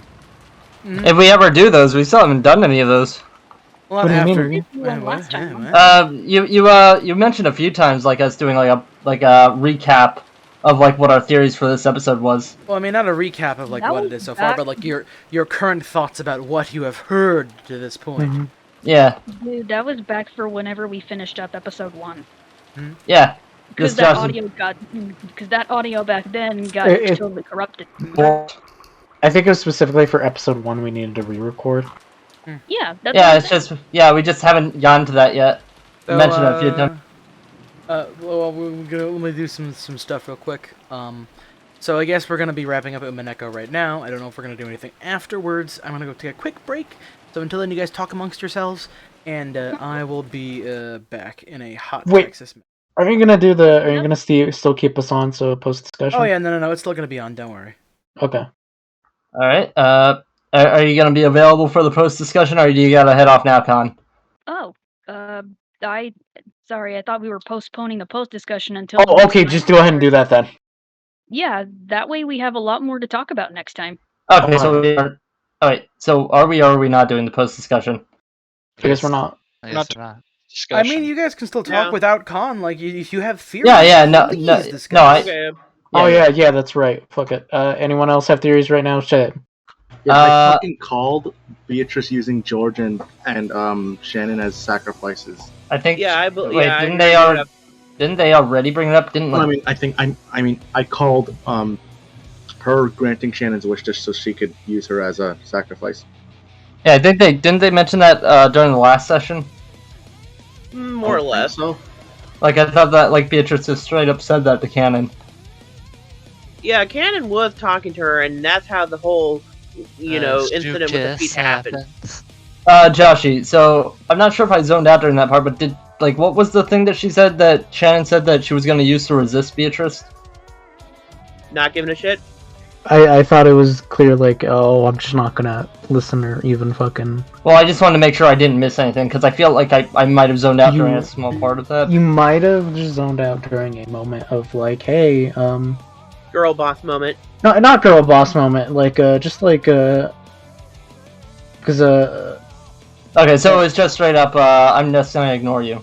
yeah, not even necessarily like straight up ignore you. It's just like I'm not going to like heed your She's not going whatever to you tell me. dignify her responses. Alright, that's it. Alright. I wasn't sure if I missed something else, but yeah, I got that part then. Alright. Yeah, I right now, not much to say. I'm wondering if, like, this Beatrice I imagine this Beatrice knows about, like, the other loops. Because, like, it seems like there's two battlers. Like, there's, like, the theory that he's going into the tea parties whenever he sleeps. And so, but is this also, like, a similar thing with this Beatrice? Does she have to do anything? Like, can she go to the tea parties while awake? That's what I'm wondering. Could be a dual conscious thing, kind of like that one season of Yu-Gi-Oh! Yeah, I'm just wondering if she's doing, like, a shadow clone jutsu or something. Have you seen the 5th season of Yu-Gi-Oh? I think I watched all of Yu-Gi-Oh, but I don't remember much. In the 5th season, there was basically 2 versions of Yan Yugi and 2 versions of Bakura. Basically, One the thing I will chessboard say is, version and the action piece versions. Well, one thing I will say is Yu-Gi-Oh! Talk is cool, but try not to dwell too off. Wait. Yeah, try to keep on topic. If it's related, to try to, like, give an idea. Just try to make it not long, though. Alright. I guess I would just describe it as that. No problem. Yeah, I don't got much at the moment. I guess I'll go through Khan's note. Goda is really that guy I go, yeah, he would kill a person just to get his power position and where he's at. I don't know about that. He almost punched a lady. Wait, was he actually gonna punch her? Crimson, that's just the sprite. That doesn't mean... Yeah, like, I figured that was just how it was drawn. I didn't think that he was actually gonna punch her. Okay. I don't know whether or not that's him actually. I think that's just him going, I think I'm that's... so angry. Yeah. Okay, I'm back. Are Oh, we actually having the discussion right now? I mean, I thought you were gonna go. I mean, like, these guys are. If you wanna wait till later, go ahead and wait. Nah. You guys already cracked open that can of soda. I'm gonna go ahead and drink it. Oh, alright Okay. then. Go ahead with your theories. Okay. What? Sorry, is the metaphor a little off? Or... No, we just thought you were Oh, going. we got it. Nah, okay. Still, you finish up, dude. I was talking about how Goda is probably gonna do something in this chapter. Pretty something bad. Wouldn't put it past him. I really need to talk with Orange because we can't be using songs with lyrics because that's going to be a headache to listen to people give theories. Okay. We might need to change. I think we need to not use lyrical songs because that might hurt people's. It might be difficult to hear people's theories and shit. I'm not hearing it. It's not gonna get copyrighted. It's not copyright. It's not gonna get copyright. It's just like for the sake of people hearing. It turns into white noise. I don't know, it's pretty low. Oh, hey Orange, are you back? Do you think it's a good idea to have music with lyrics in the background? Well, it's just a BRB, but I don't know about an actual discussion. No, we're actually doing the discussion, AC. Oh yeah, I was still saying like if it wasn't a discussion, like then like still no. But yeah, no, Karen, actually not still no, but like oh sorry. What I'm trying to word this is if it's just a BRB and no one's talking, yeah, but if people are talking, no. I think I may have an idea as to why Goda doesn't bear the one-winged eagle. I figured it was just because he's too egotistical and he will put himself above others. Yeah, Whereas also the fact that he's probably too new. He's probably too new. No, I don't think that's it. And I also kind of figured that too. I think he got fired from his previous job for something weird that his job did. Mostly a combination of those both. Because the only other people you can think of that would have the crest, or at least the crest on their body themselves, are Genji, Kennen, Shannon, and does Kumasawa have it on her body anywhere? No. Oh, she doesn't? Okay, why is she still on the island then? because she works there. She's Yeah. still getting paid. Hey man. She's getting paid, probably well. Hey man. Never diss an old lady who continues to want to Alright, work. so here, you know what? I'm gonna clarify a few things. Goda doesn't wear the one-winged eagle because he's too new. The same goes for Kumasawa. Oh. Alright, thank you. Wait, she's new into the That's island? it? Oh, Well, okay, she's not new. She's just like not one of the higher tier servants, quote unquote. Just not as efficient, I guess? Yeah. I don't really know what the hell the deal is with Kinza's shit. and Are how you he- just saying that this is a dead end that we're following? I don't really know why the fuck he tiers his servants. We can at least all agree that he's totally an idiot. Goda is. And an egotistical jackass. Definitely. Very. Okay, I guess that was a dead end that I was following. Oh, No, this but I episode's feel gonna like- lead up to the conversation of this episode about the inheritance and the witch. How is Goda bearing the wing gonna mark up to the inheritance? Huh? No, we're going on to a different subject. Are we? I don't. Depends in, what, okay, wait, you go ahead. Like, what do you want to say? Because I don't know what you're talking about. Give me a minute on that. Okay. I think something that we do need to discuss is Shannon's newfound confidence when she was addressing Beatrice.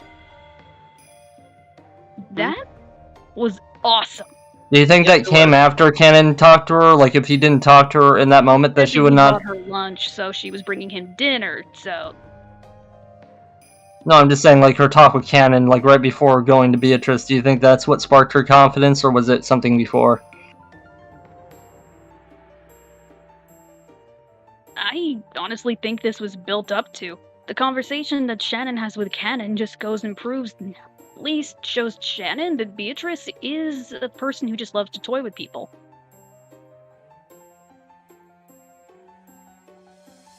Very curious what's going to happen in the future, because she seems very confident right now. So I'm wondering, whenever he does give her the ring, George, I wonder if she's still going to run away, or if in this arc, in this arc, she's going to just accept it straight up. I honestly just... Sorry, I like going at things in order so I can at least let my thoughts just go strategically. If I go cattywampus at her, and everything is just gonna come out topsy-turvy. I understand. Yeah. Is there another thing? Well, yes, actually. Whenever Cannon was talking with Shannon in the hallway about Beatrice's intent and about how she should refuse George's offer, it honestly felt like Cannon was being more and more selfish. He wanted to go ahead and save Shannon's life, but only at the expense that he could bring her with him to the Golden Land. He knows that he could possibly fail, but she deserves it more. The downside to that is kind of condemning her to just losing love. He's being selfish by being selfless. That tends to happen. Does that make sense? No, I'm always of the opinion that selfishness and selflessness can go hand in hand. Depends on the context, too. Mm-hmm. He thinks he's helping her, but at the same time it's just hurting her. And himself. Oh, definitely. This just cemented my idea that whatever the fuck kind of trauma's happened with Cannon, Jesus Christ, it's really just fucked with his head. They're not actually related, right? No, they are not. They share the similar... Just really latched onto her. Yeah, at the orphanage. That we don't know about. Oh, right, they were there at the same time. Yep. I think the way I referred to it in my notes is like a double-edged sword. He can go ahead and save her, but he's hurting himself at the same time. And when he thinks he's hurting himself, he's also hurting Shannon. Exactly. Mm-hmm. Plus, she promised to not select you. This is also canon. He's still a kid, and he is at least a year... Is he a year younger than the other ones? Yes. And everyone else? Yes, everyone by a couple of 1 or 2 years. Exactly. That means he still has some naivete. So of course, even if he just did this, it's sort of like a bully saying, if you get on the ground and kiss my feet, then I won't go ahead and steal your lunch money anymore. It's sort of the same energy. Yeah, and I've actually seen that happen before. Yeah, and that usually doesn't help. Now I'm just imagining that one Pepe image of Pepe on the ground with his lunch. Yeah, I would believe that. Cannon's face on it. Yeah, it's like that one Pepe image where he's on the ground, he's looking up at like a shadow that's casting over him as his food, as his lunch is. The shadow is just Beatrice? No, yeah. A shadow like Cannon's face. Oh, there are two enemies. We need somebody to make that. That's gonna be an edit in the future. Somebody needs to make it will be. I have no idea what it's gonna even be. You know that recent Pepe meme that came out where it's Pepe on the ground and his lunch is spilled over and that's there's a shadow over him? That's the one I was talking about. I think I got a couple pictures like that on my phone on that. Anyways, back to the theorizing. Alright. Also, just... Yikes, that conversation. At the dinner scene? No, the one between Cannon and Shannon. Oh, that one, okay. And that actually was a pretty good Yeah, that's the image bomb, thank you. Heartburn. Sorry, 1 second. The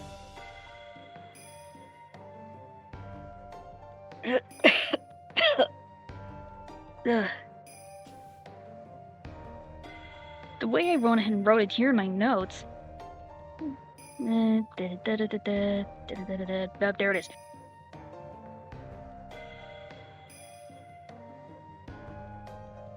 Dang it, I went to open my mouth and say something, but my mind went blank. Sorry about that. Oh well. I will say, and I'm not sure how much longer this conversation is going to go on for, because I have a feeling it's going to kind of fuck up the editing a little bit. Sorry about that. No. This is actually more directed at Joshi. So, I still have, like, a thing I have to do in FF14. So, I'm not sure if that's gonna, like, fuck up the recording at all if I'm, like, playing FF14 in the background of discussion time. Are you actually, is the audio hearable? I mean, yes, but it's gonna be, like, very quiet for the most part, and it's just gonna be various grunts and doots and other shit. I think it should be fine. Okay. As long as there's not, like, a bunch of people talking during it, it should be fine. Oh, goodness, no. It's just gonna be, like, various attack noises. Okay, that's fine. Cool. Let me just update the shit on the Twitch. Watch it be irreparable amounts of grunting and talking. We didn't immediately cut to Shannon talking with Beatrice after that. We cut to Kinzo with Nanjo. Ugh. Oh yeah, we forgot about that. Everybody's names. That's why I make notes about it, so you don't have to forget. So That's not my catchphrase, by the way. So you're saying that you remember it so they don't have to? She remembers it for when Bones zones out. Anyway, get back to the Nanjo versus Kinzo chess match that'll never end. Ugh. Okay. Something Crimson said beforehand actually made a good point. It was one of your offhand comments that you just write willy-nilly that actually was pretty solid. I know, I Kinzo's usually really do bad that. at chess as he is at Magic, and Nanjo's just also a bad chess player. Yeah, they share hand-hand. Yeah, it shares hand-hand to the story. Huh? As a metaphor to both of his magical abilities and his chess abilities, that he's pretty much not that good, but yet somehow manages to last a long time. Meaning he actually does have some semblance of what he's doing, or does have some semblance of knowledge of what he knows that works in chess and what doesn't work in chess. Same was with his magic. And he even said there, his offense was usually his greatest defense. Normally it's the other way around. That means Kinzo tends to act first and ask questions later. Basically, just blind attack mode. Also, I'm fairly certain that Nanjo is actually incredibly good at chess. He mentioned Kasparov's middle game. Anyone? Yeah, it's a chess move that high players know. I know about the funny little computer that beat Kasparov once. You mean Deep Blue? Yes, Deep Blue.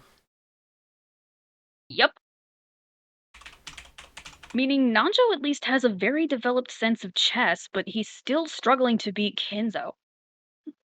I don't think that has any relation to anything story-wise, but that is a very interesting parallel to note. There's also another minor line I thought I'd go ahead and write in my notes. Chess isn't chess without an opponent. I mean, yeah, but then you're just playing it by yourself. Yeah, but playing it by yourself doesn't usually give the same sort of endorphins that playing against an opponent would give you.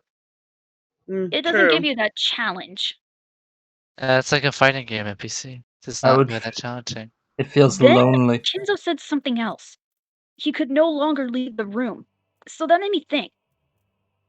Back with the chess, his greatest offense is his defense. Yeah, it fits with the fortress he built himself in his office. Mm-hmm. And he said he coded that office in barriers among barriers. Meaning, he's literally just fortified that. So I thought, what if he literally couldn't leave the office anymore?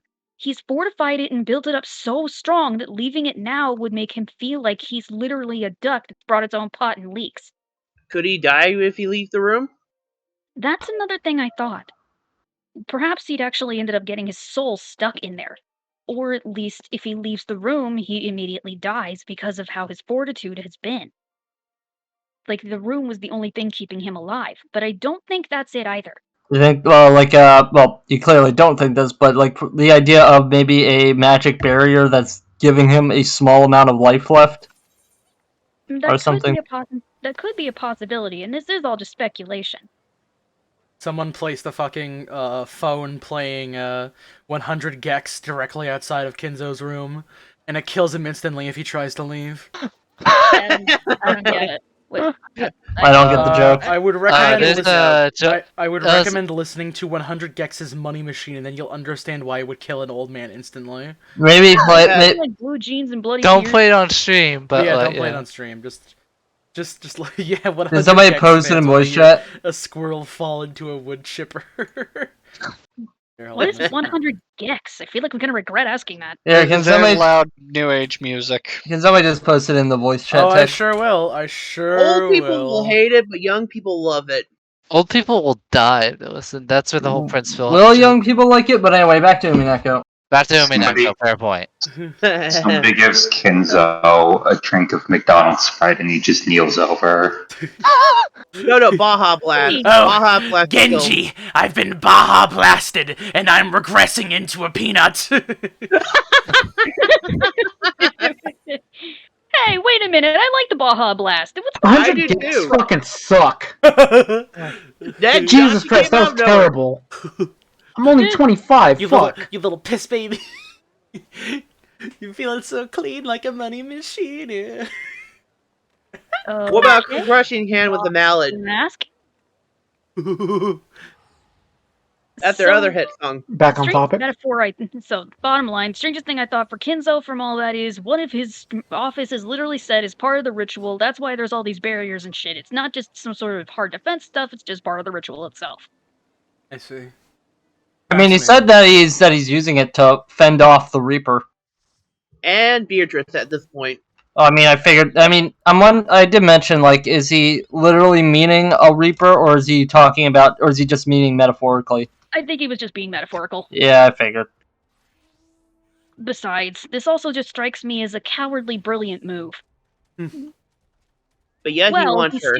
his plan is to stay in one place while everything else goes on and fights around him, like a king slowly sitting in his castle as it rots. So you're Or calling him a slug. camping bitch. I see. Yes, I am. You know what? I don't want to get horribly mutilated. I think I would take the camping bitch route. Most people would, but Yo, unfortunately, where would you hide if you were on Rakenjin? You know, I don't want to get thrown into a furnace like Kinzo did in the last arc. We're not exactly sure how that happened anyway. I can't even think of exactly how that could have happened underneath everything else. I've been trying to go over and reanalyze my theories from episode 1, but so far there are some things that just don't add up. I guess I can talk about those next time when I have more information. Okay. Because most of those are complete conjecture. I think I might have a theory, but I'm not for sure. Also, I think something that everybody's forgetting, he has a button under his desk that can go ahead and activate the doors. Yeah, he has an automatic lock. Yeah. Sorry, it just feels like everybody's forgetting about the button. No, I know about it. No, I forgot about the button. I forgot about the button. The funny little button. I can't believe you guys forgot about the button. His belly button. Forgot about the butt. No, I didn't. So then we cut back to Shannon and Beatrice, and Shannon is just officially obstinate. She's learned more, and she's shown more growth and potential than any other character we've seen thus far in Umineko. No. I'm sorry, keep going. I'm not doing good in this FF14. Yeah, I can can see on that. Screen. You are not doing great, man. I'm avoiding it because in case I do want to see get that far. Don't worry. I'm playing in the fucking PvP game mode. You aren't gonna get spoiled on anything. Why are you playing PvP? I get a free level if I do one daily game of PvP. That's A full level? Yeah, full level. There's roulettes that you can do that give you extra levels and shit. But off topic, Umineko. Right. Mostly, Shannon has officially at this point become confident. She's not afraid of death. She's tasted what she loved to taste the most. Or at least, she's Eve. She's tasted the forbidden fruit and refuses to go back. Neat metaphor. Can't really think of much else for it. Which means bibble. if Beatrice... She is thankful to Beatrice for giving her the opportunity. But that doesn't mean she'll stand down and be bullied back into a corner. It reminded me a lot I had of an encounter with a troll. They kept trying to go ahead and just send all sorts of messed up stuff to me. 'Cause long story short, friends on internet, blah blah blah, sending me threats and stuff. I don't think those are friends. No, they were trolling my friends too. Oh, okay. Yeah. So Damn, then that one shit day, sucks.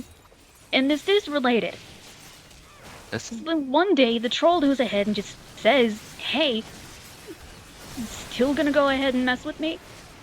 Or at least, how about you go ahead? I'm the dude you say you hate on your profile. What are you gonna do now?" I thanked him. Yeah, I love that. I love that approach when there's some dude who's like, I'm playing like fucking a fighting game or whatever, and they're like, "Yo, you're a bitch, man. You cheated or whatever the fuck." Thank you. Yeah. Kind of reminds me of that one South Park thing where And I'm that like, one I teacher, I love cannot you. pronounce the name, that basically went like, "Okay, present them." Defeat me harder, please. Yeah, exactly. It's the original idea of don't feed the troll. And I really hate using that terminology. It's still accurate, though. It is what it is. Exactly. And I believe I actually learned the same way through Shannon. Although not through love. I just finally snapped and said, if this guy's gonna... and just told the guy, thank you very much for teaching me how other people act on the internet, and thank you very much for actually coming through and decisively doing for this. Yeah, you learn that when you become a mod to certain websites. So you're saying that Shannon's fighting her trolls, so to speak? Well, that and Beatrice just loves to fuck with people. So what happens if someone who likes to fuck with people meets with someone who doesn't enjoy fucking with people? Oh no, they get hit by a sand grinder? What is this? Ouch. Some kind of homestuck? Like the possibility of what happened in the first thing? The first arc? Wait, what do you mean? Okay. Wait, who got hit with a sand grinder in the first? No, Okay, like... let me rephrase that, cause that just turned out whack. What if you do if someone who incessantly loves to piss on people and their parade meets someone who is genuinely kind and nice? You simply kill them. Yeah, you kill them. What if you met somebody who just loved pissing on people? Yeah, Hey, wasn't our theory that... Power. Wasn't the theory that Shannon, like, sanded off her face in the first arc? I thought that was our theory. I It is mean, still a theory, but it doesn't hold any substantial weight I right wouldn't. now, so it's Well, speculation. so I'm not even going to confirm or deny that, but I will reiterate that her face was like, it was basically caved in. Oh, it was caved in. Alright, I thought we said, like, a grinder or something. Like a... No, just like based on the visual evidence. Anyway. But yeah, I told the dude that. Never really responded. They never did. They never responded.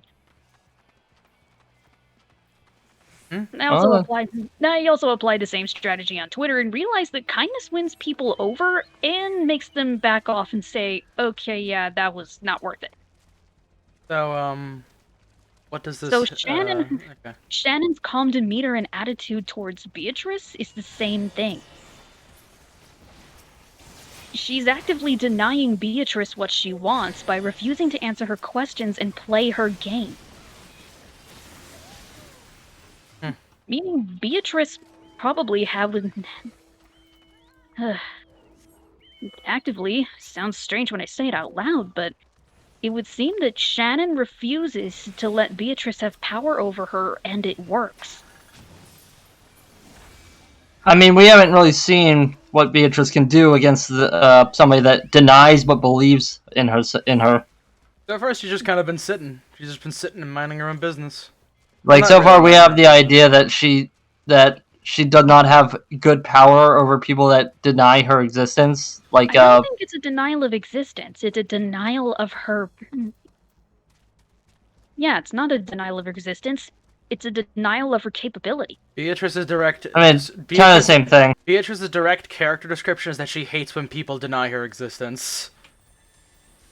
And Shannon isn't denying her existence. She's denying her power. Yeah. And she's just straight up denying her fun. Yeah, I'm just wondering if, like, she does actually have, like, different power levels depending on how much people put faith in her. Didn't I posit this same theory before? I don't know. But I think we talked about it before. I think in the corrupted postscript of episode 1. I think I did.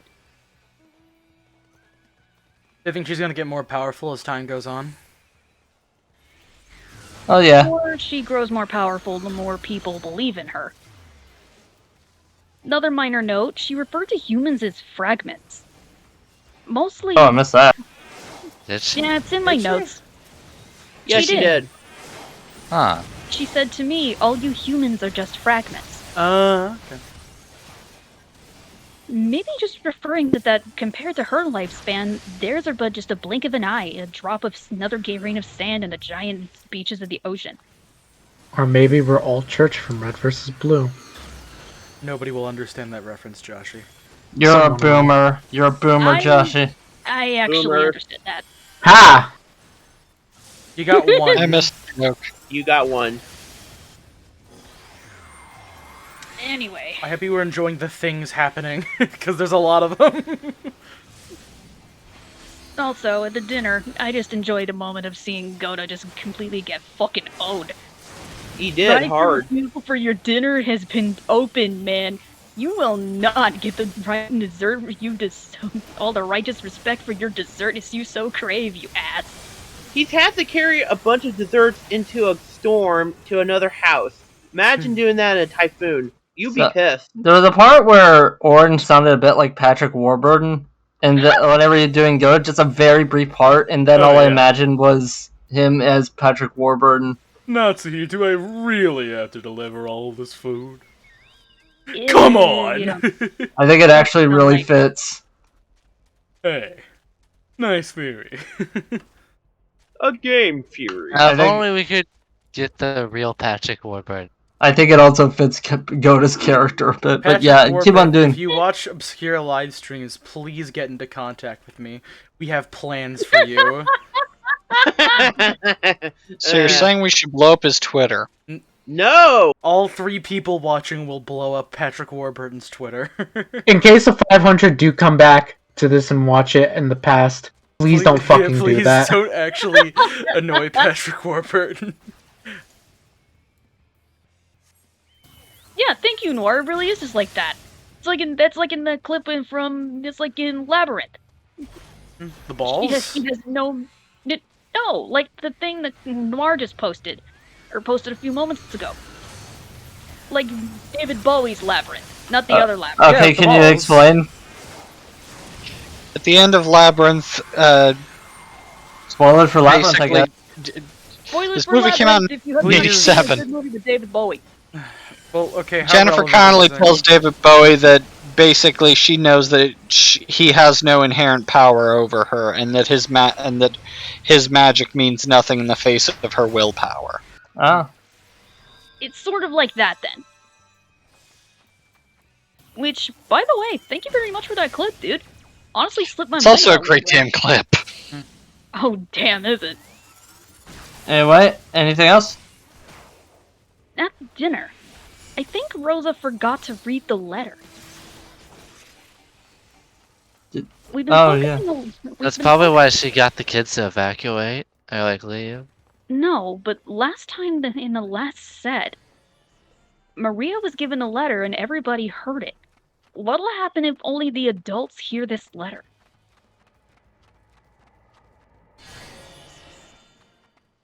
That's a good question. Mm-hmm. Last time even the kids were in on trying to solve the riddle, but the parents spent the entire time arguing about inheritance, much like they are now. Which means if the letter isn't read, then they won't know about the riddle on the epitaph and they won't be solving it. So does that mean even the kids won't be solving it? I think the adults just fucked up.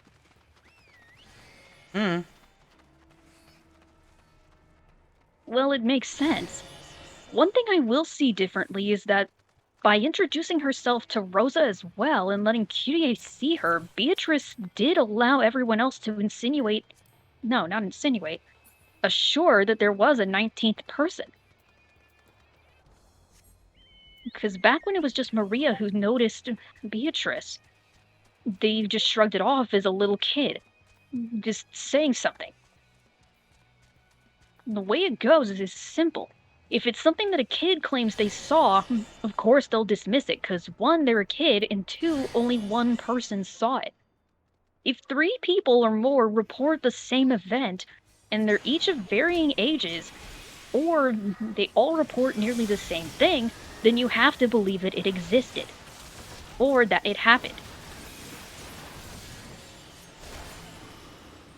Sorry, am I making myself clear on that? Yeah. Or... Yeah. Alright. So it's what they basically said. It's the opposite of a devil's proof. Well, it's the same way with any sort of incident. If a bunch of people claim that something happened... Actually... Damn it, there was actually a psychological event for this. Damn it. It's a no-soap radio problem. Mass hallucinations? No, I wouldn't call it mass hallucinations. Those are a lot less common than you think they are. Cognitive dissonance? I don't think it's cognitive dissonance Oh, either. yeah, that's probably... Cognitive behavioral therapy. Sorry. Stop talking about closed beta tests. You're talking about the Ash conformity experiments? Yes, I love cock and ball torture anyways. Joshy, shut the fuck up. We weren't talking about that, you naughty, naughty little man. He's into the weird stuff we don't know about yet. Can't believe he's into it. Of course the furniture man would think that. Undiscovered fetishes. I'm saying that you're a sub, Joshy. You're an unfortunate sub.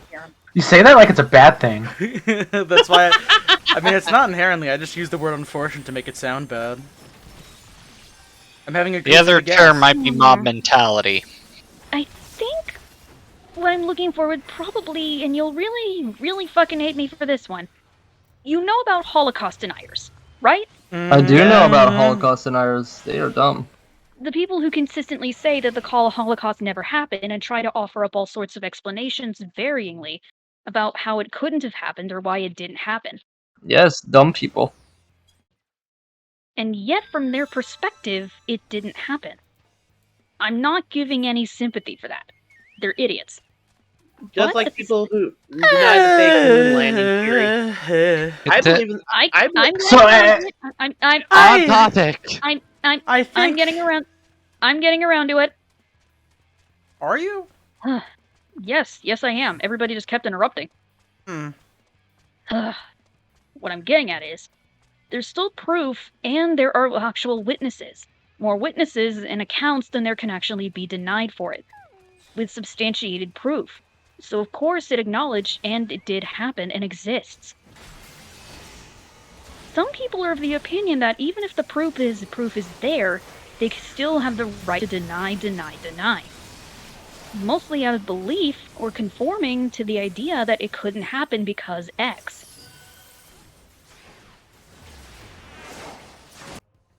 Or because Y, or something along those lines. Well, I mean, Con, for the vast majority of this, you seem very adamant to believe that only magic could have done these things. So do you believe there's no proof that there is a non-magical means behind the things that are happening? I do believe that it could also be explained, but at some point I feel like magic has to go ahead and explain some things. I'm just as willing and open to go ahead and discuss the non-magical means as well. Well, I mean, obviously I can't say anything. I'm just saying maybe we should consider more than one option. I know. Of course, right now I'm actually pointing out that Beatrice actually made a saving move. She allowed herself to be seen by more than one person this time, thus allowing herself to be put in as true. And the same thing can be said for people who are active deniers, because they claim it couldn't have happened because, quote-unquote, they didn't see anything. She also picked 2 reliable people to talk to, because Maria is a child who constantly fantasizes about things. Exactly. Most people will go ahead and claim that it's just because of mass hysteria, or that it's a hoax without any viable thing. But if the proof is there and you have reliable witnesses and evidence to back up claim, then of course it happened. Be real, I think he was implying that Maria may not be as reliable. I know, that's what I'm also saying. I think that Beatrice is actually just Goda in a dress. Yo, go to Triss, hell yeah! I think that he just wants God, that's a attention. nightmare. I think Goda just really wants attention. There's a very funny picture I'm gonna have to show you guys after a while. Is it Goda in a dress? No, it's something that involves Goda, though. Is it Goda in a lamb costume? I refuse to explain. Is it Goda and Genji making out? I've already I will clarified. refuse to explain. Okay, yeah. But I did see a shit post where someone did a Goda X Genji AMV, but don't watch that. I think that has spoilers. Secondly, it'll Beautiful. lead you to spoilers. And thirdly, it's just a shit post. The of bond their between sprites two talking. men. Go to Oh. Triss, my If beloved. anything, if anyone's pegging Genji, it's probably Kenzo. No, it's the other way around. Hold on a second. So Let's Genji's twist it. pegging Kenzo. That's right, white boy. Alright, moving on. Alright guys, enough yaoi. Enough yaoi. We need Master, more it's 4 p.m. It's time for your pegging technically Bara. session. Yes, thank you, Genji. I need it. Meanwhile, in the conversation that we somehow started 5 minutes ago.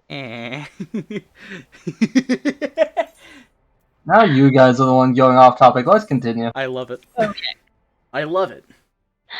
Bottom line, she actually showed herself to two of the most reliable people in the room. They're both adults. They're both rational, despite Rosa's anger issues, but that's debatable. So they have no choice but to confirm that there is indeed a 19th person on the island. Okay. Who do you think Beatrice is? Okay, I guess there's more to that question than I should have assumed. At this point, I'll say she's a witch, a thief, a liar, a bargainer, an alchemist, and at one point could have possibly been a mother. They've been dropping the illegitimate child bit a lot here. I'm still gonna keep that one on the back burner. It's still speculation, but it's just my fan speculation. Actually, no, I think fan speculation may have been the wrong way to word it. I think it'll just be back theory, back theory stuff. I was gonna say, it appears that Team Beatrice has had say, is Team Battler going to refute any claims? What magic have we seen so far? I suppose it would have to have been Rosa witnessing Beatrice repairing Maria's candy. Yep. Yeah, you could probably do some tricks with that, like sleight of hand, had something up her sleeve, stuff like that. Sure, because she had the exact specific candy that Rosa specifically bought at a specific part in a specific exact town. I mean, it's not like Skittles and Starburst are like that multi was a chain motherfucking brands. artisan marshmallow candy pop.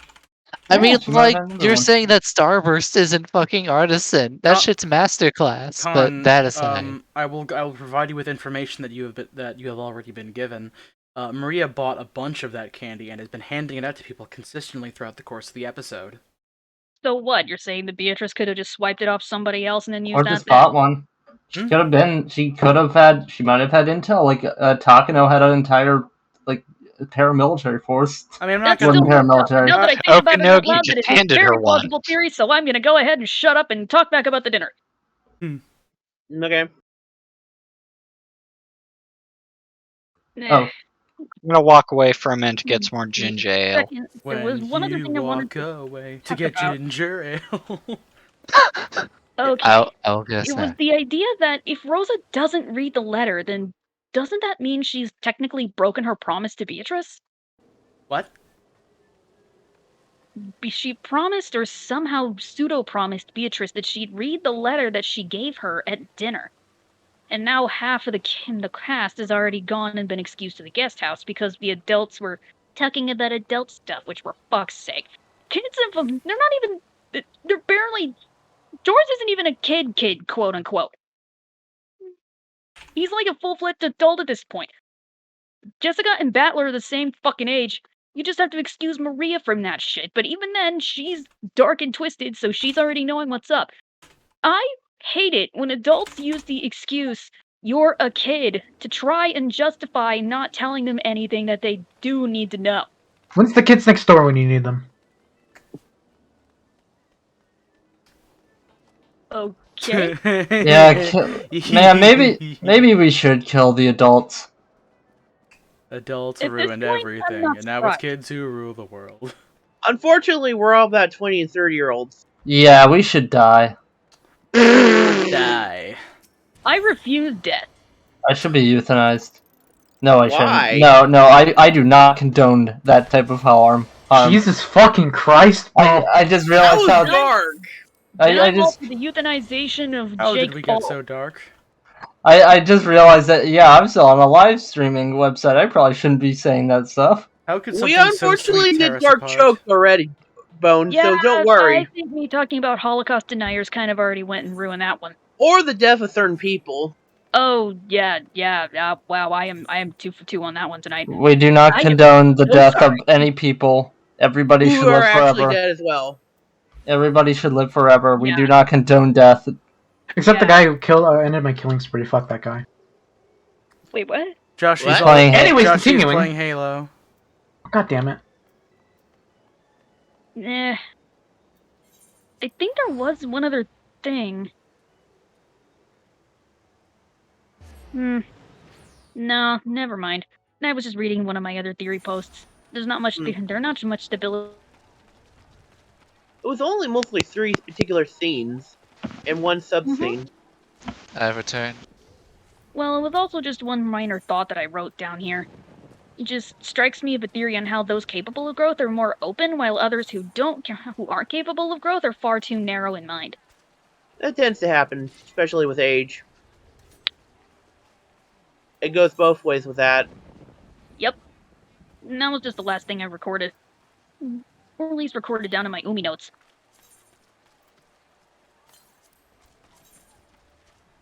So, that's all I had to say. Alright then. Okay, so wait, I actually do kind of want to go back. So what magic have we seen? We saw the candy, the potential magic. We saw the candy. And we saw the visuals of butterflies. Yeah, she might just have some butterflies she painted with some glow-in-the-dark paint.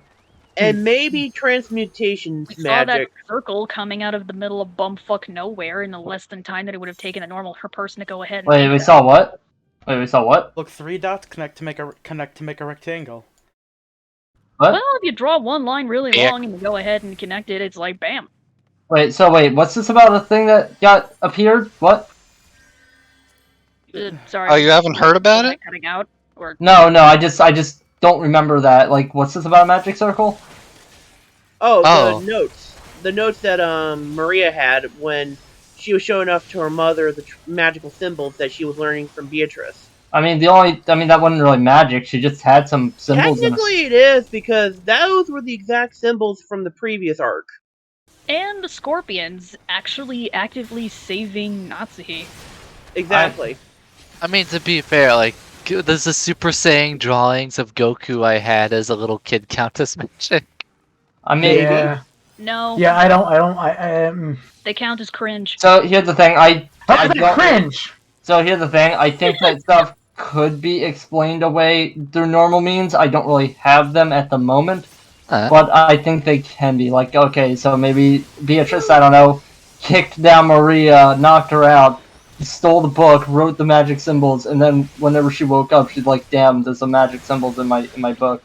Then I mean, oh no, Maria just And said Maria that, was super cool with it. Wait, Maria just said that Beatrice taught her the symbols, right? yeah, so Yeah. like she doesn't need to physically harm her. She I was just- making a joke, but so Not a good one.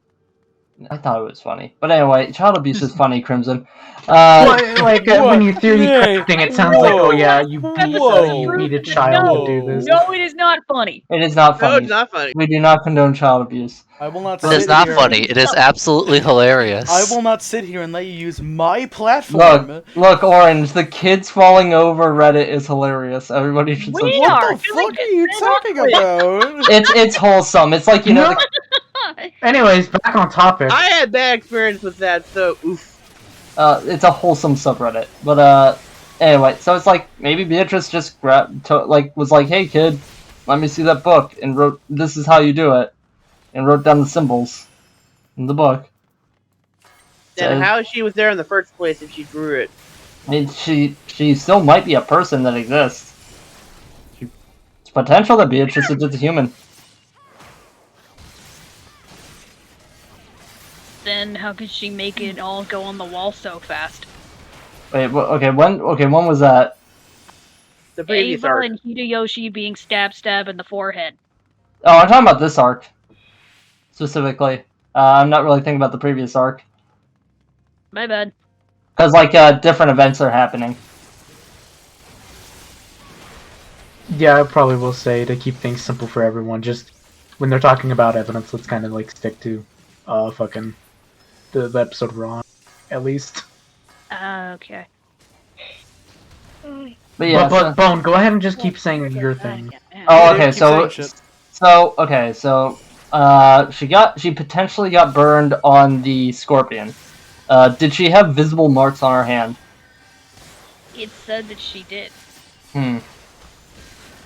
Could be that she also is a fake. That people are doing a mass hallucination. It could be any number of things. It could be that she intentionally burned herself. Even though this is unlikely, it doesn't mean that it couldn't have happened. How do you intentionally burn yourself with a doorknob when no one else is looking? Yeah, maybe she has people helping her in the shadows. Maybe Kumasawa's in on it. Maybe they heated up the doorknob. Who knows? Or she just had a lighter in her hand and just went flip. Yeah. Could be like, did we see the type of imprint on her hand? Did her hand look like a scorpion burn? I think it went into, her hand was burned, but I don't know if it went to the specifics of the burn. Like, we didn't see, like, what the burn looked like at all. Yeah. Nope. They did not have a special CG for Beatrice burning the crap out of her hand, no. Yeah, I think all it did was, like, it's like, she touched the doorknob, it burned, and I think that's, like, all they elaborate. Oh, they didn't even, wait, did they say that she had marks on her? I don't know if they did or not. I could be wrong. Maybe she didn't even have burns. Maybe she just pretended. Well, it said that it physically described it burning her hand, but then it just said, and then it healed. Oh, maybe it could be an unreliable narrator. Pardon me. Alright, so any other examples of potential magic? Oh, crud, I keep yawning. I mean, like, right now, can't remember. The only thing I can really think of was earlier in like the episode when it was like, I'll give you the stuff, like the power of like love or whatever. Yeah, I mean, like, that could just be mind tricks. Yeah. Like, just maybe she actually just assumed that George was into her. Could be another reason, but yeah, unless there's other examples of potential magic we've seen, I don't got much. Dang it. Ugh. Sorry, I am yawning up a storm right now.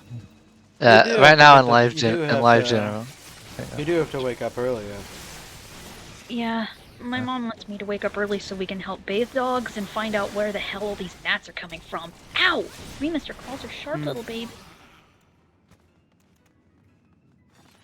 Oh, I said my thing, unless anybody else has anything else.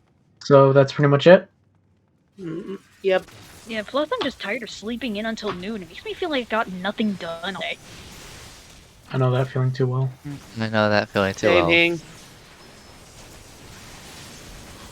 Oh shit. Oh.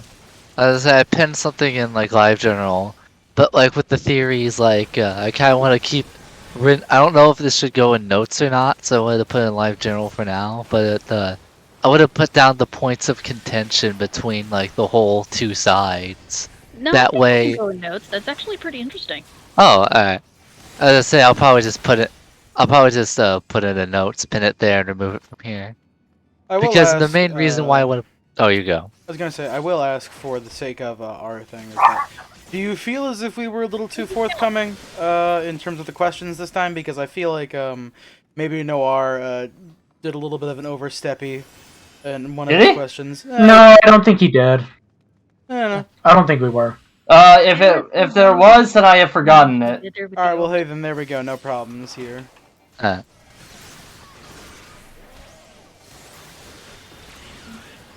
mean, there have been multiple times where I thought, "Are you sure you should be saying this, you guys? It sounds like it's pretty forward, but that We was try like to keep things as vague as possible. We try to keep things sometimes as I'll vague eat as a possible, snack and and we I'll also hear a kind of theory. want the yeah. discussion to be a little bit more focused. Yeah. Sometimes I'll eat a snack, hear a theory, and instead of being like confirmed or denied, I'm like, yeah.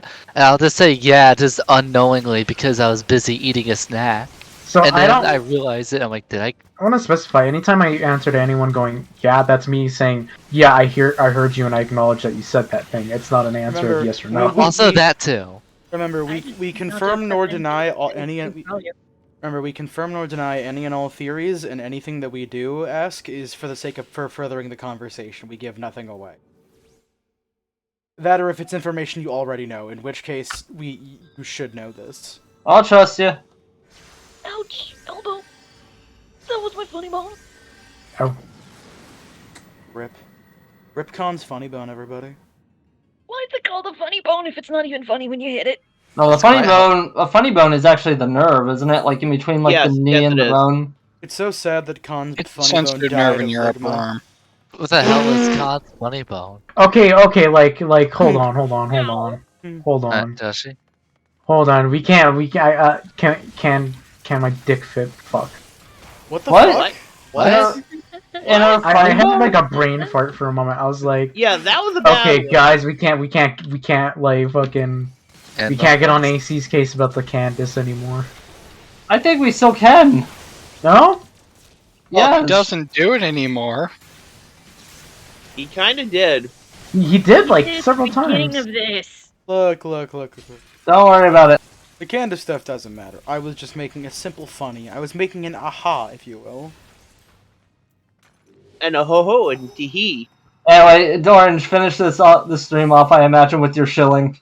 I'm not really gonna stop the stream right away. I'm still doing FF14. Oh, you're actually gonna do an FF14 stream? Well, no, not even like a full stream. Like, I'm just finished. I just want to wrap this thing up. I don't want to fucking stop in the middle of what I'm doing. Oh, yeah, alright. it takes a lot to stop the stream. Oh, dang, I thought we had a good jumping off point. Alright, I guess we're continuing with FF14. Can I actually be like, for y'all who do an stay outro for the video. Do an outro. Okay, Yes. I'm gonna do. Hey, I'll do. There you go. So, if you like Umineko When They Cry and you want to see more, or if you just want to see more of us and you enjoy our funny little shit and whatnot, consider following me on Twitch.tv and consider subscribing on YouTube. I only ask this because eventually I can get to a point where I can stop e-begging, and that would be great. What's your YouTube name? The YouTube name is Orange Boy, and the O is a 0. You'll know it's me because it's the fucking Battler Square as my icon.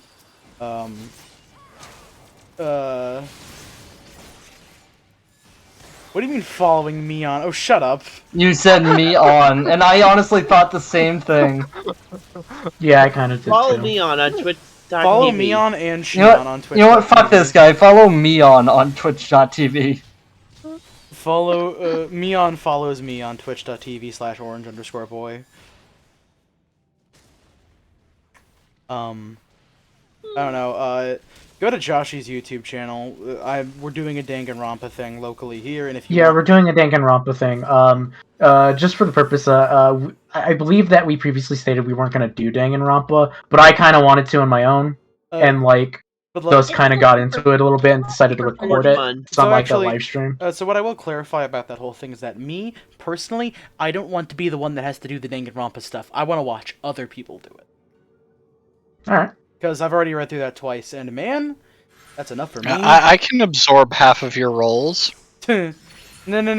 You misunderstand. I don't want to I don't want to take. I want to remove my roles. I just want to be the guy on the sidelines who's occasionally speaking up and doing his funny Sakura voice where he talks like this.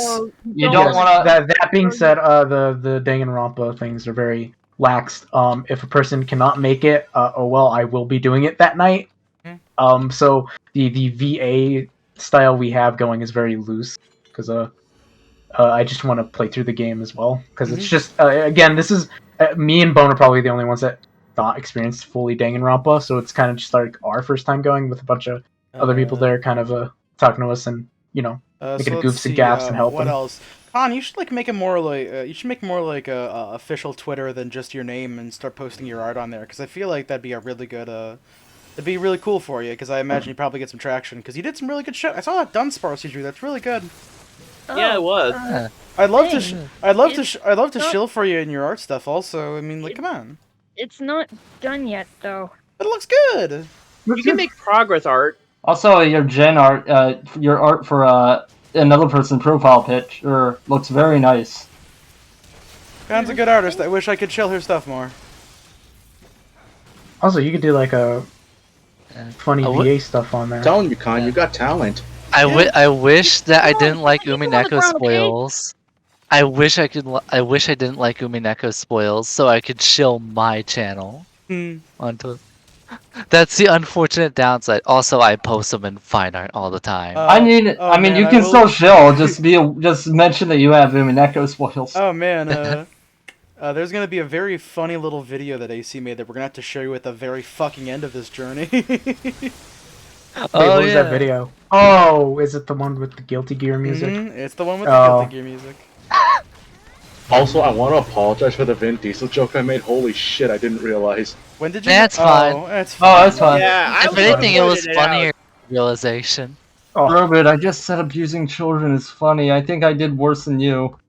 Technically, that's true. Hey, As a- anyways, I forgot we Yeah, were sorry, doing dude, we you were totally we had were to set doing an yourself up for outro that. to the video. Good night, everybody. Except for the people. Good who are night, still everybody. Except this is still technically happening, so you're just gonna see What this. the fuck did you say, Crimson? But for the YouTubers, good night.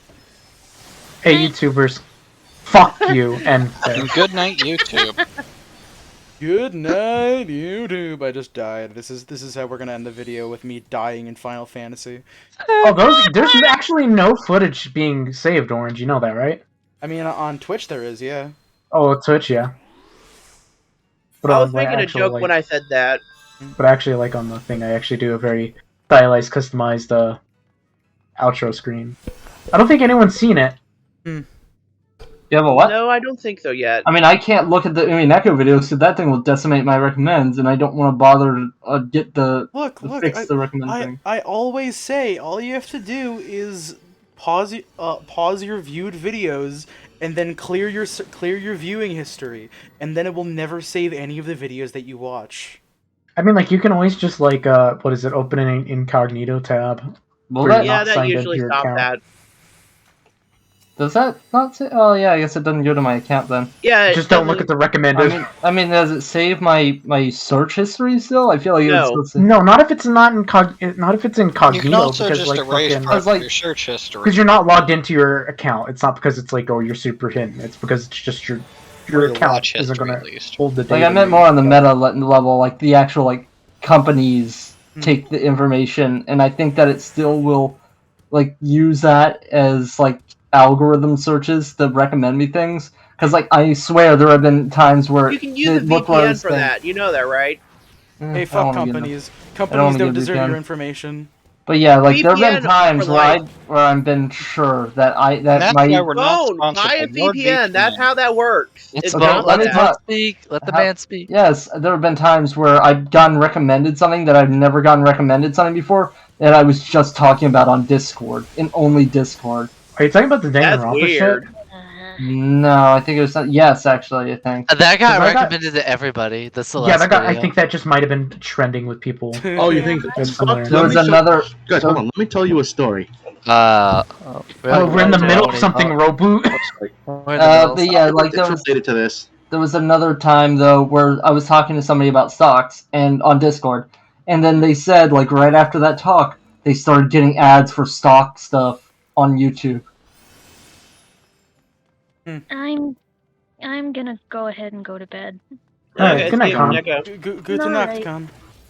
Alright, make sure you guys don't stay up too late too, Good alright? to knock. I had Good shit night. sleep last night, and I tried going to bed early. I will try to get to. You know, I'm kind of glad we ended where we did though because it might actually help me get to bed at the right time. Mm-hmm. Alright. Night, everybody. Night. Oh, yes, me. Good to knock.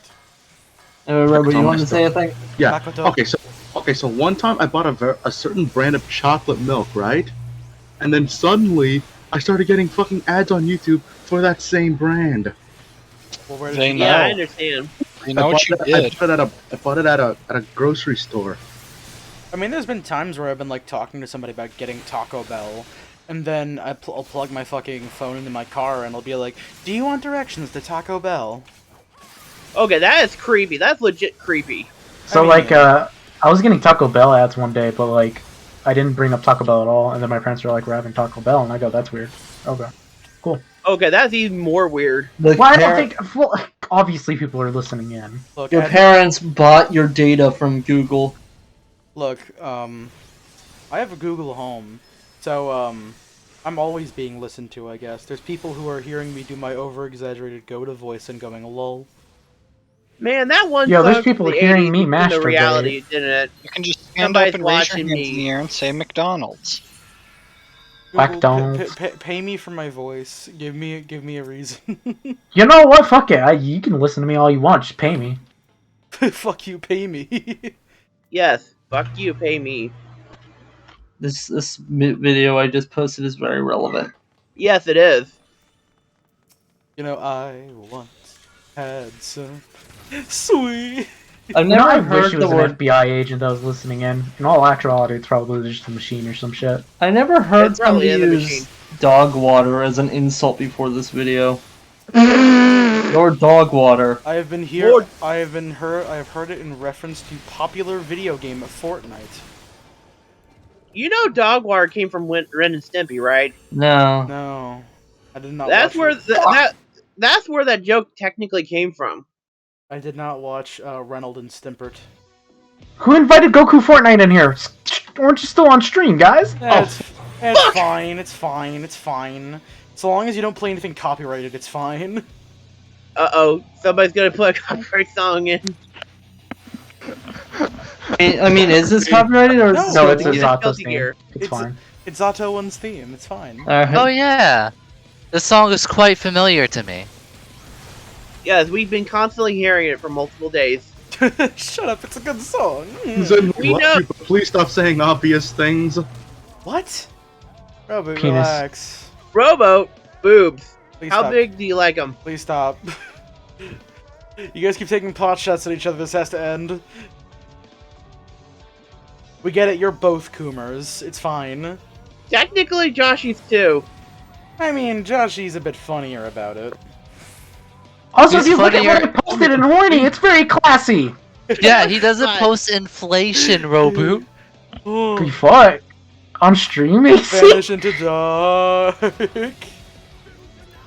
You guys are gonna say Wait. like something advanced horrible at some point by accident. Yeah, you Wait, we're on we stream should still. Definitely Talking haven't done that yet We today. should- Oh, And he mentioned Vin Diesel's friend dying. Oh, that was fine. that was hilarious, though. No, it was funny. That turned into comedy. Here's the thing. gold. It was funny when he said the joke, but it was hilarious when I realized the true dark origins of the joke, or the unintentional horror of the joke. Yeah, I know. I had to bring that up. Oh no. It's fine. Like it took me it took me like 5 whole seconds like of Khan you know. It was a beat. I have never seen a Fast and Furious movie, but I've heard things about them. Are they good things? I don't They're know. parkour They're films. decent So- films. They're parkour. So to Not cl- good for plot. You just watch them for the action. Well, okay, so to clarify, many people have described Fast and Furious films as basically American anime. Popcorn. Yeah, I can believe that. It's American You're what? not American entirely anime. wrong. Oh, American Tokyo anime. Drift Oh, is that sounds basically if you made an American Initial D movie. That being said, to clarify, that applies primarily to like the newer films. Most of the older films are like very typical like muscle car action shit. I did not level up from that. What the fuck? cool. Can I just go into the newest one without knowing anything about the previous Yeah. one? Yeah, sure, go ahead. Just watch the anime ones. Would they make? They're also not like, I wouldn't say like they're like super amazing movies. I would say they're like, Would it if fuck. How would you wanna watch describe? I was gonna something say mindless. Sword Art Online, but actually enjoyable to watch. That's a comparison. It's a weird comparison to make. Oh, it's like a much better Transformer movies. Bone, you gotta read What? the manga. No, So, don't read them all. I would like Read to some ask, manga. would it be possible to make a Halo Legends style anime Fast and the Furious anthology? Maybe. Maybe. Or as But it would or all the- be stupid. Or in this case, Star Wars Visions, that thing coming out. Yo, shout out to Oh.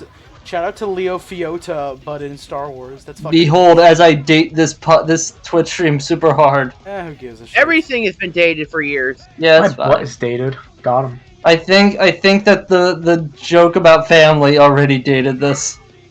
Yeah. Amelia. What about that Well, not chaos? only that, but like fucking look at the upload date, motherfucker. Yeah, of course that joke's gonna be around at that time. That's your fault. You guys gotta calm down. It's just funny memes on the internet. No, it's not. We get very angry It's about fucking memes. business. Memes are serious business. Angry It's business, not apparently. We start getting I paid will to kill do this. you over that meme. Oh, hey, the new Which one? The new COD map All- is out. That's nice. I will annihilate all memes by killing humanity. I'm going to destroy. You're getting weirdly Yeah, the serious law- sometimes. Man, the I'm law. not getting serious at all. This is absurd. The law. Yes, you are getting seriously absurd. The law route of SMB sure is weird. Did you know that the law of robotics states that no robot can harm a human being? I think True. that's fucked up. What Yeah, if but they can't nice- fight back? And I say those people are stupid. Doesn't Give Detroit Why bring on my back team do we only problem? have 3 points while the other has Kind 25? of. give that robot a flamethrower. It'll be cool. Actually, there's a third law saying that it must preserve its own life, but can't violate the second and third law. Moment, sweet. What did I think this with that video? You know what's cool? A robot with a machine gun. That's Yeah. it's just a Terminator. Yeah, Terminators are cool. Unfortunately, they'll kill us in the future. Yeah, but they'll be cool. Make anything. Give me the Okay, do you prefer the new Legion or the old Skynet? I don't know what those are. I only saw like two Terminator movies. Okay, then So you only the good one. I saw Yeah. no, I saw like 3 Terminator movies, like 1, 2, and that one that was like a reboot. I'm sorry to hear that.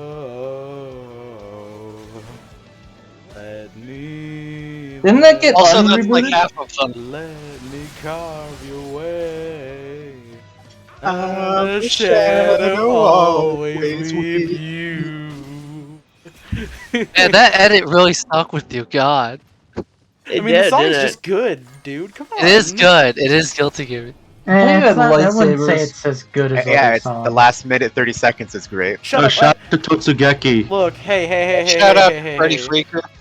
I'm always down for someone yelling "vanish into dark," drown in pain, and lose my mind. I don't feel there's no good or bad in here. You guys are just Man, those are cowards. some edgy lyrics. I just realized. Yeah. Let Yes. me carve your way. Really sad lyrics. These Yeah, aren't. the last- This isn't edgy though. This is nice. The edgiest one. This is nice music. All of them. It's about May's unrequited love for Johnny. Isn't that sad and fucked up? I thought you guys said that she didn't have. I thought she wasn't into him. No, we've said that she's Oh, she's super. Oh wait, no. My He's not into friend her at said. all. My friend said that she wasn't into him. Oh, she's super into him. Joshy isn't it? Not Joshy. Johnny isn't into him. Excuse me, bitch! You're why they get to It's that your girl. wife. Like I said, like my friend says to me, "Oh yeah, she's not like they're not actually into each other. It's like an adopted father relationship or something." And I said, "Well, that's Yes. sadly in Japan, that's not mutually exclusive." Well, so I you said, see, "Ah." Johnny feels like it's an adoptive father type way. She feels it as like genuine affection towards him. They basically No, they we view their love her very relationship in much. 2 different ways. So what you're saying is that AC's wife is taken She Yeah, wants by to be AC. taken. Not, she wants to be. in her mind. By AC, Master yeah. of passion. We have 2 Did tanks still not in set here. the They aren't push doing it How old is fucking Megan? jobs. Is there a bit of May's exit The theme in answer this? is She's nobody. 20. Nobody knows, but she's definitely aged. She's in her 20s. Yeah. How old are you, Denton? 20.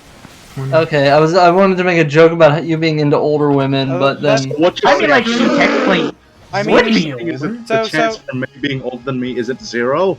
So here's the thing. I read it on number one. I think that she's said before that she's in her 20s. I don't quite remember, but I did do a little bit of like wiki looking up earlier, and apparently, Chip knows her real age, and when she told it to him, his mouth was like fucking agape.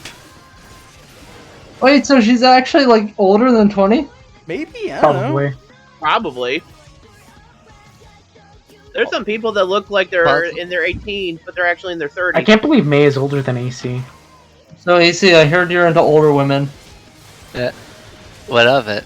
Also, to give you an idea, she talks to Kai at some point or another, and she just kind of like straight up says, "Hey, I'd maybe date you if you were like 30 or 40 years old." Oh. That could just be in reference to her preference for older men, because Johnny is much older. I thought that was. I was gonna say, how old is Chip? That was Jam that said that. How old is Kai? No, but Jam, like, I know Jam likes Kai, doesn't she? She does, but unfortunately he is taken. Yes. I think that's a point in our arcade mode in underage daughter. Okay, I'm gonna be right back. I gotta do night chores. Okay. How old is Kai? It's walking dogs, by the way. Kai's like in his Telling you. 20s, I think. Right? Yeah, 20s. He is a young king. Actually, wait a second. It was 7 years between Double X and Exerd, so there's a good chance he's in like his 30s by now. He's at least. Jack, you know, I just realized, who's the youngest character in Guilty Gear? Sin. Yes. No, wait. No, you're Yes, right. Sin. It's Sin. Okay, Kai's exactly 30 in Strive. I mean, if you want to get really wait, wait. I'm thinking wrong. No. He's not. Well, Jacko. Jacko is not born yet. Yeah. Well, I mean, technically speaking, as of Strive, she is technically born. Well, that way in Exarch, she was not born yet. So Jacko is technically the youngest character in Guilty Gear. What does this mean that she wasn't born? She was created incomplete. She was incomplete, yes. There's a reason why. Like, she was born. So so basically in Exer, the reason why she flip-flops between being a funny little kid who wants to trick or treat and a fully grown adult woman who sounds like a scientist. That's because her personality was not yet completely formed. However, it did get completely formed in the end, and that's why her hair color changed from white to red. He still exists. Yeah. I mean, okay, it's a weird clone situation involving magic and robots. So what if I told you that the vast majority of the cast was Soul's wife? Yeah, you mentioned this.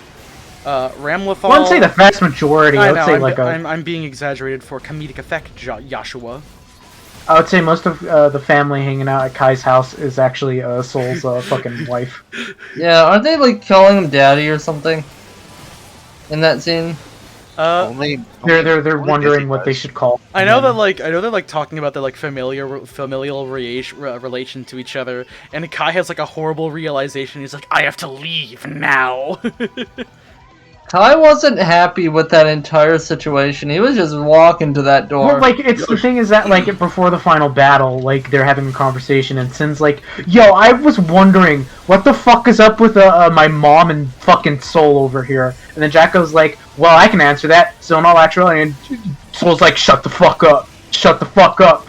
And then immediately Kai's like, oh yeah, Dizzy's fucking Justice's daughter, so that would make... Oh no. To clarify for the viewers at home, Justice is a replicant, not a replicant, but like a... She was used as the fundamental basis for a big-ass robot called Justice, and Dizzy was created, I believe, in the backyard using both Justice's and Soul's DNA, so technically speaking, that is Soul's daughter. The moment you say backyard, like anybody that doesn't know shit about Guilty Gear is like lost. Look, it's really simple. Look, it's really the backyard is basically the source code of the reality of Guilty Gear. Imagine if the code of Final Fantasy XIV was a place you could go to and manipulate physically with your hands. I don't mean like code on a screen. I mean like you could see the gameplay and you could adjust it by just like your sheer will and magic and all that fun shit. What an odd name, though. The backyard. Well, I mean, it's like think about it. It's like it is the backyard of reality. It's literally just like it's the place where the grill is happening. It's also kind of the gorilla. The behind the Guilty Gear cookout. You know, I wondered, would grills count as blackjack? Oh.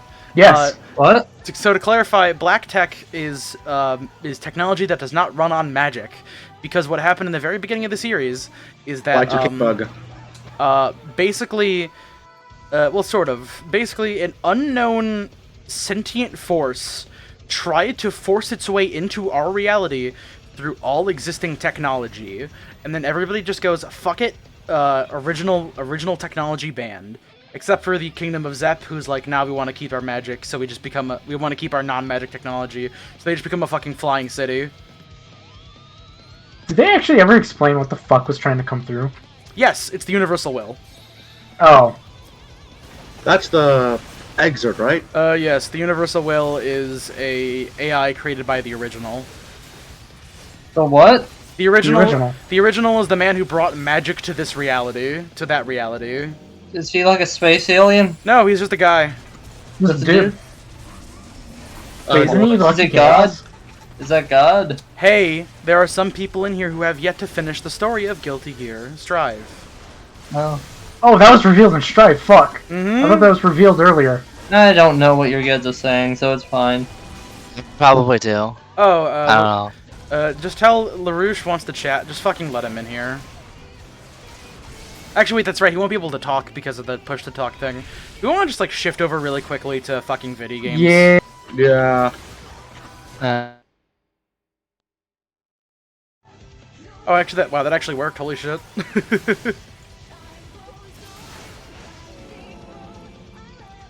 Regrets. Oh, get Zaz and Crimson in here, too. You see, the important person didn't hear it. Fortnite jump. Mm-hmm. Hey, shout out to Christina Applegate. We are streaming FF14. Yeah! Yo, shout out to Millia Rage. Yo, yeah. Shout out to my wife. So bad guy. Mm-hmm.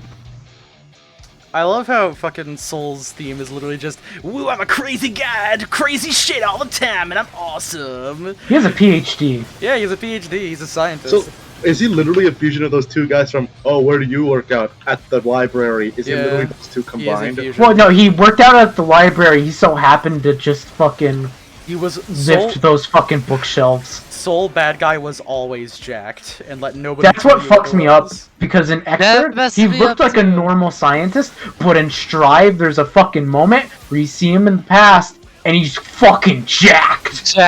In the Overture, he also looks like less jacked. Well, that he looks more. They stylize things a bit more. He looks more normal in Accent Core. Oh yeah, a bit. Like that's when they But kind in of. Order Soul, it was really weird because Order Soul is technically a previous version of Soul in the past, but he looked more jacked as Order Soul. So the whole Order is the thing that Kai works for, right? What?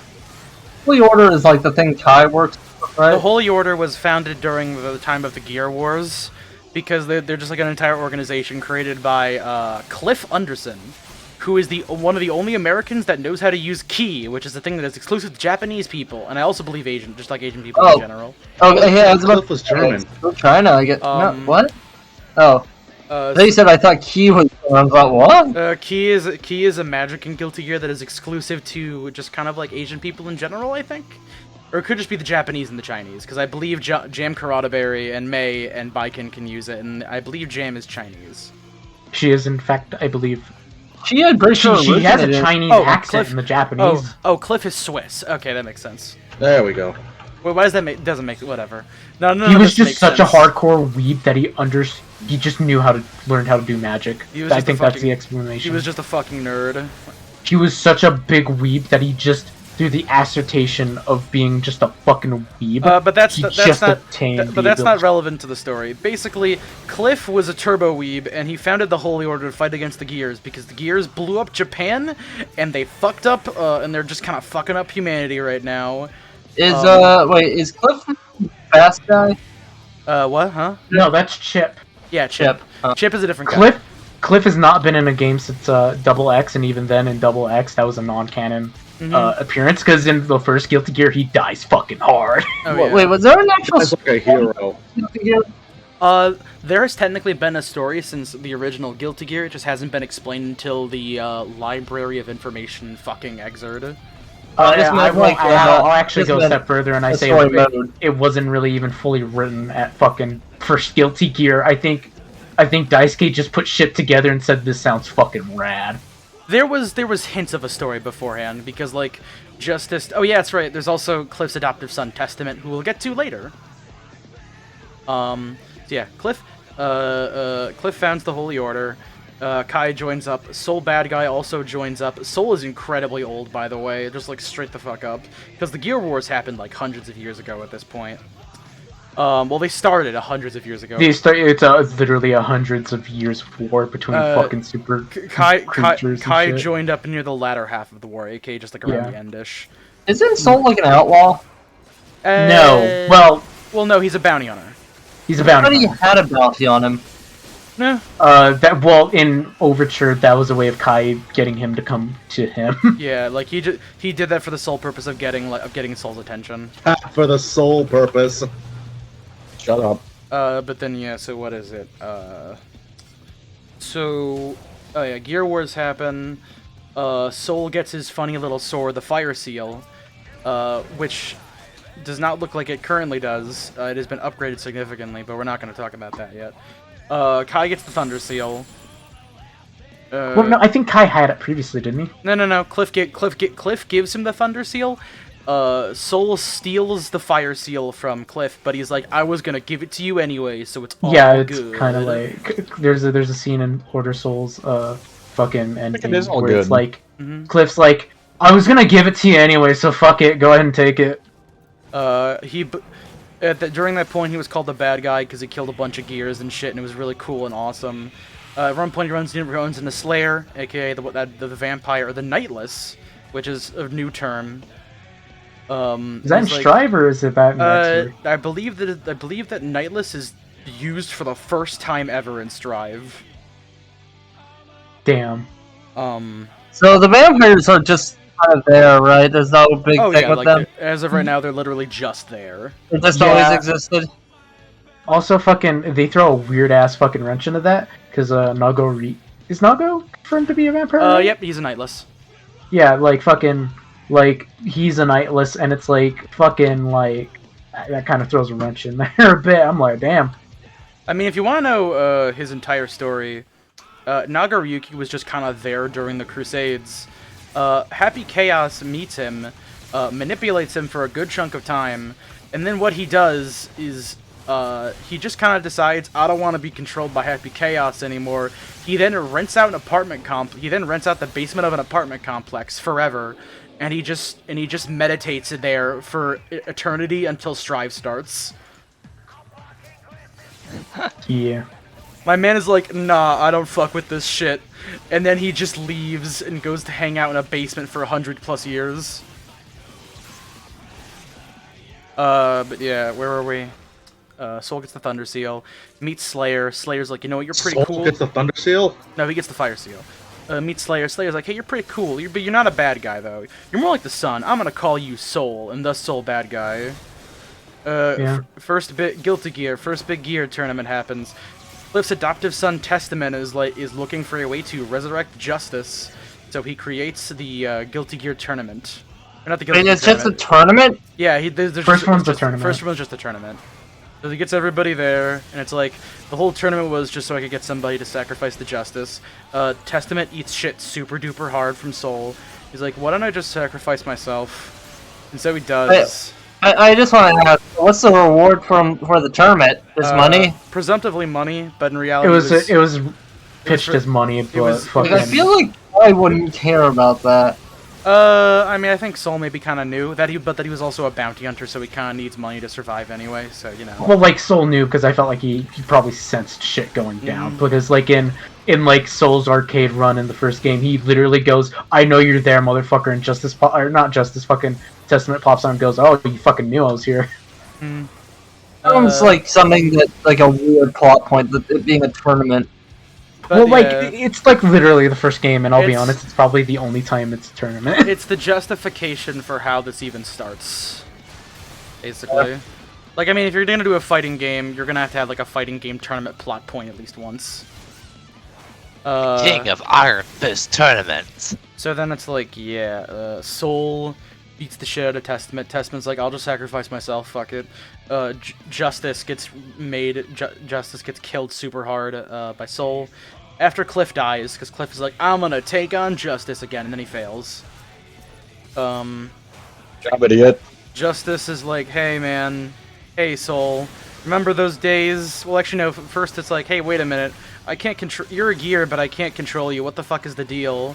Like, I'm technically the first gear, because Soul was a prototype gear, aka Frederick Balsara, aka one of the people who was working on the gear project alongside his wife and that man. Also apparently, as of Strive, a super jacked scientist that just worked he out. was always jacked. That is the important part. Soul bad guy was always jacked. So yeah, Justice tried to control him. Can't do it because Soul's the progenitor gear. He's also the guilty gear. Get it? Guilty. Because he participated in creating the Gear Project, which started the whole Gear War and all that fun stuff. Yep. Yeah. So technically speaking, it is partially his fault that all this stuff happened in the first place. So on and so forth. That happens. Dizzy gets made. She fucking grows up really, really fast because she's a gear.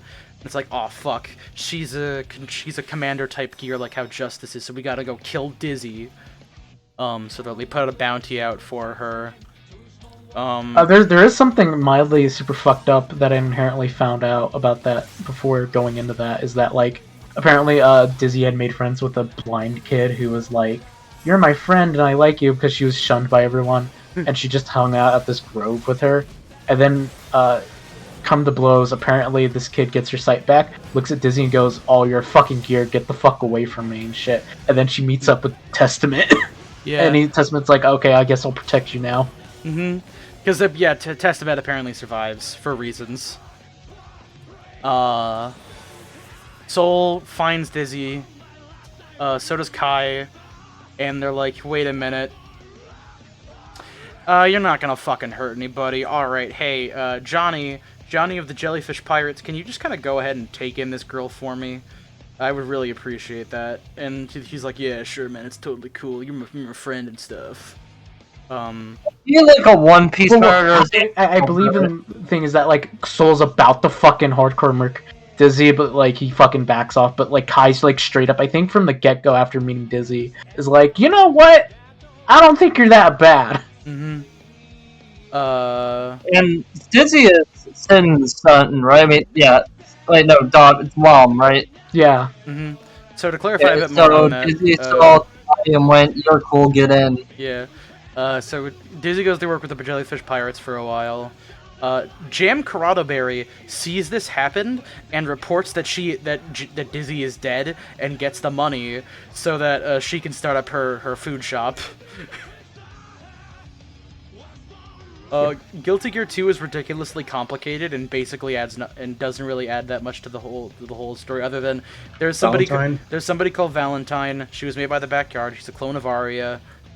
Fucking shit up for a while. Backyard exists. Gotta go kill her. Find that man in the backyard. There's a lot of dumb time travel bullshit that happens in Double X. Or was it Accent Core or whatever the fuck? No. So then there's Didn't Overture also introduce? Sorry. Double X is the Midnight Carnival. That's when Eno shows up for the first time. Actually, wait a second. I'm jumping ahead. Double X is before 2. I have a question about 2. Didn't 2 also introduce Raven? Yes. Well, doesn't 2 happen way after the fact, though?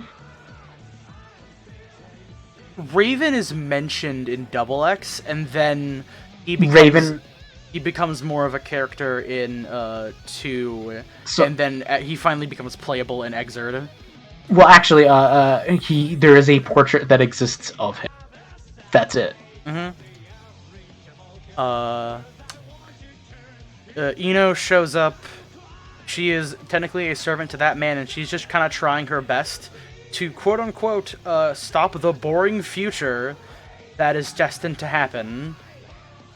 Because she's some boring future? Yes, because she's some sort of weird time traveler, kind of like how XLO is. Boring about the future? Like, it's literally just described to you as the future. She has viewed the future as boring, so she is traveling through countless possibilities to get to a ending that is not inherently boring. Sounds like she's just trying to cause problems because the boring world is usually a happy she's literally world. she's literally going to cause problems on purpose. She's I literally thought you guys said she was trying to save the world. No, we never said that. No. Oh, she is? Okay, she's also doing that too. Oh, well, I guess. So that's she why does a little trolling in between. So that's why Double X is literally a bunch of different seemingly unrelated arcade endings, because they're all technically a possibility of chance and things happening. Wait, is that why Order of Soul is playable? Yes.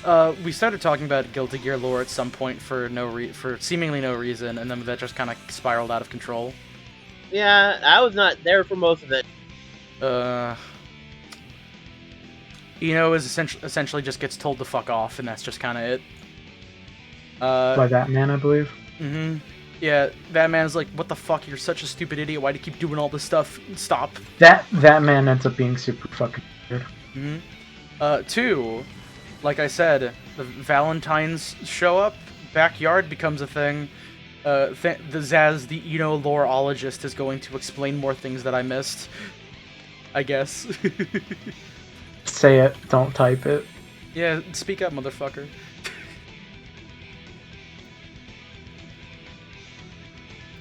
But anyways. Well, she was like made to by the people's desire for a brighter tomorrow, and it all went to a single person. Oh, was that explained then? I thought that was a Strive thing. It all goes into a single person. Okay, yeah. Should we explain this stuff about Axel and her?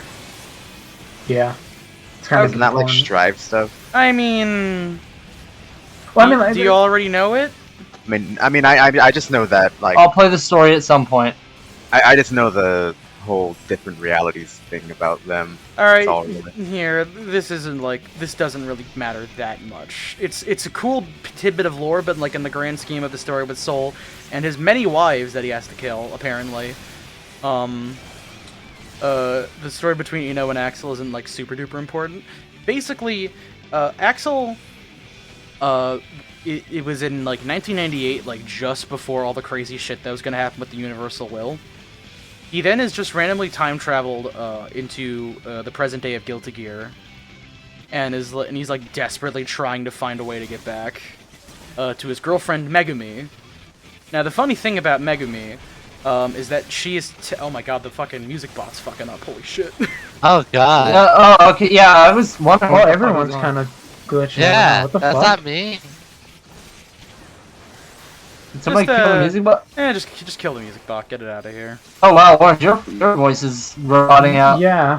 Everybody's is. That wasn't just a me I think Discord's shitting itself. I mean, I hear Who's in you the fine. I hear backyard? AC fine. Everyone is roboting for me. This is what I get for talking about Ino. Oh wait, yeah. What the hell's going on with my connection? Ino's coming to kill you in real Well, time. I'm also getting it too, Bone. But I hear you fine. I hear Birthday Train desperately trying to get out of the speakers. Oh god, help. I'm gonna restart Discord. Oh, there we go. Wait. Oh, okay, we're good. We're good. So We're good. So here's the thing. Not Dizzy. Ino is Axel Lowe's girlfriend from an alternate version of the 20th century where none of the events of Guilty Gear ever happened. Oh my god. I don't care. We do. Look, you came into here during the Guilty Gear lecture. This is what you get. Oh. Yeah, you don't have to be here, Luge. Yeah, You don't want to you hear can it. You don't have to be here. Leave whatever you want. You can sit here and listen to this and stuff, as I might get potentially spoiled for the Strive story mode. I mean, it's not so much that I don't care, it's just, why not just watch Wooly's videos? Because talking about Strive lore is talking about Guilty Gear lore is cool. Yeah, why can't we talk about it? Ramlethal eats a cheeseburger and it gives her emotions. Don't forget about the Let dog. us talk about it. Yeah, don't forget about the dog. You should have started with that. That sounds cool. We did start with cool shit, and we're just going through it. Yeah. Axel Lowe has the ability to stop time in Strive, and he never uses it in game because it's not viable in competitive gameplay. Wait, the fuck you mean stopping time's not viable for competitive game? He never needs to use it. I have never played against an Axel that uses the time stop ability. I actually have once. Like, I was in a random match and I actually played against someone who stopped time. Oh, well, hey, good for you. I barely fight any fucking Axel. How is stopping time not viable? It's just like... the startup's too slow, I guess. It's like, the way the startup for that works, I believe, is literally just like, you have to start it up first, and then you have to do it. You have to do a second time. You have to do it a second time to actually get like the time stop effect to start. That also kind of means you have to set it up just right so it's actually worthwhile. So it's like revving a generator that needs a few pulls. I guess. It just won't start immediately because I don't know what like some of that meant. It's like I guess you could describe it as kills of Xrd? No. There's no instant kills in Strive. That's not applicable. I'm talking about the part where you have to go into a state first and then you activate it. I mean, yeah, sure, alright. Basically, the way it works is Axel goes into a state, and then you do the input again to actually activate the ability to stop time. I'm gonna get some nachos. I'll be back. Straight up went out for like a second. Okay. Oh, jeez. Keep talking about Guilty Gear lore. I don't care if it scares the hose away. And I really just talked about Eno. Everything broke and my power went off. Oh my god. That's how it be on this bitch of an earth. They were like, you can't talk about her. Dude, the Universal Will is trying to break into your house and make you feel unsafe. I wish. But she's so good, though. Eno's so good. What do you mean you I wish, can't Josh? not The talk Universal about doesn't her. even have a form. I wish we could get Guilty Gear in our... I'd say there's a lot better characters than Eno. Well, no, I don't wish we get Guilty Gear IRL. I just wish the concepts of backyard and shit, like Guilty Gear's magic, was real. But what if Yandere Dev got access to the backyard? I'd fucking fight him. I'd ask. Yeah, I would fight him too. I'd become Soul Bad Guy. I'd be Joshy. I would get what I want. Oh, the world would I'd be Joshy Femboy. The world would stop running at fucking 15 FPS because he put a bunch of if else statements in there.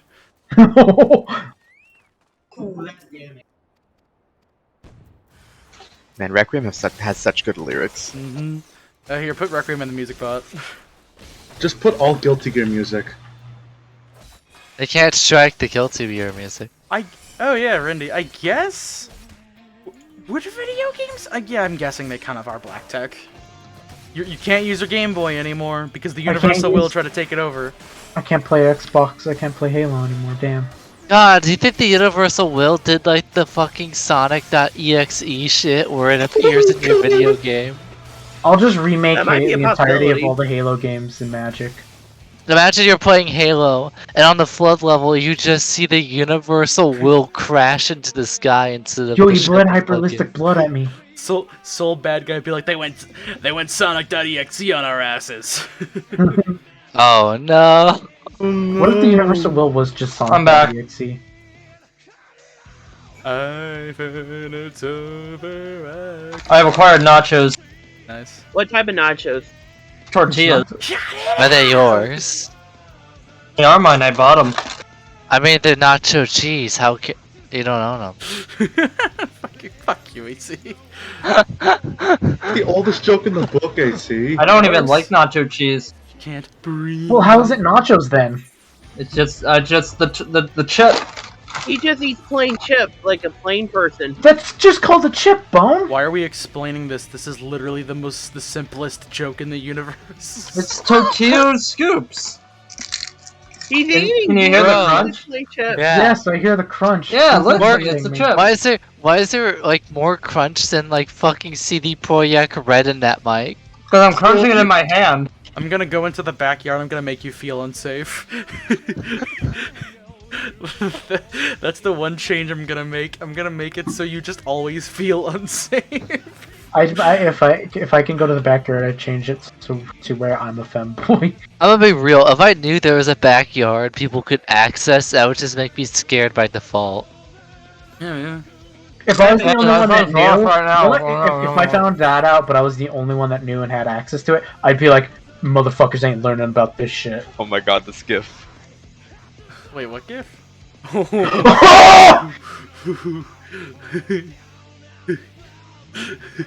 Fucking Naga running up to her. Also, Kai too. What the fuck? Oh yeah. There's some fashionable glasses. I mean, that's actually a fucking scene from like the ass end of the Strive story mode. But it's not from also actually the from the opening. scene. It's just replicating something. It's an opening. Oh, it's in the opening. Oh. Yeah, It's in that's the the opening. opening. But like that face is like the Eno face. Yeah.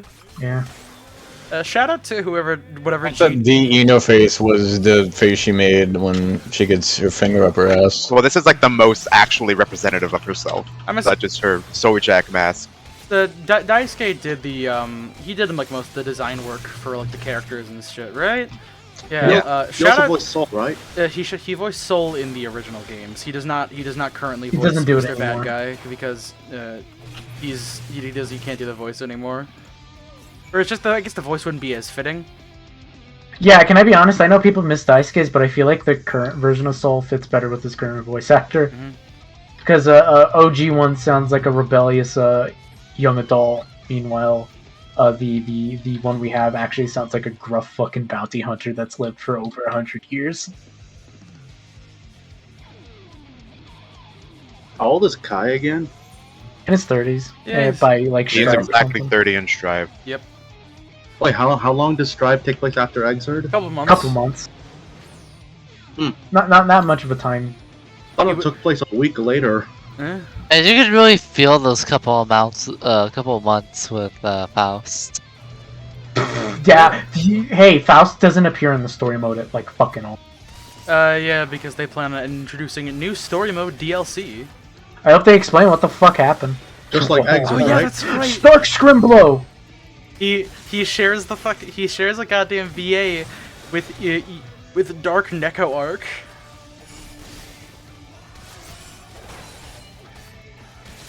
Also, man, like you can feel the rush to finish.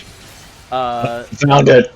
You can feel the fucking rush to finish. What's it called? Strive? Yeah, to finish Strive story mode, and also like all the other shit.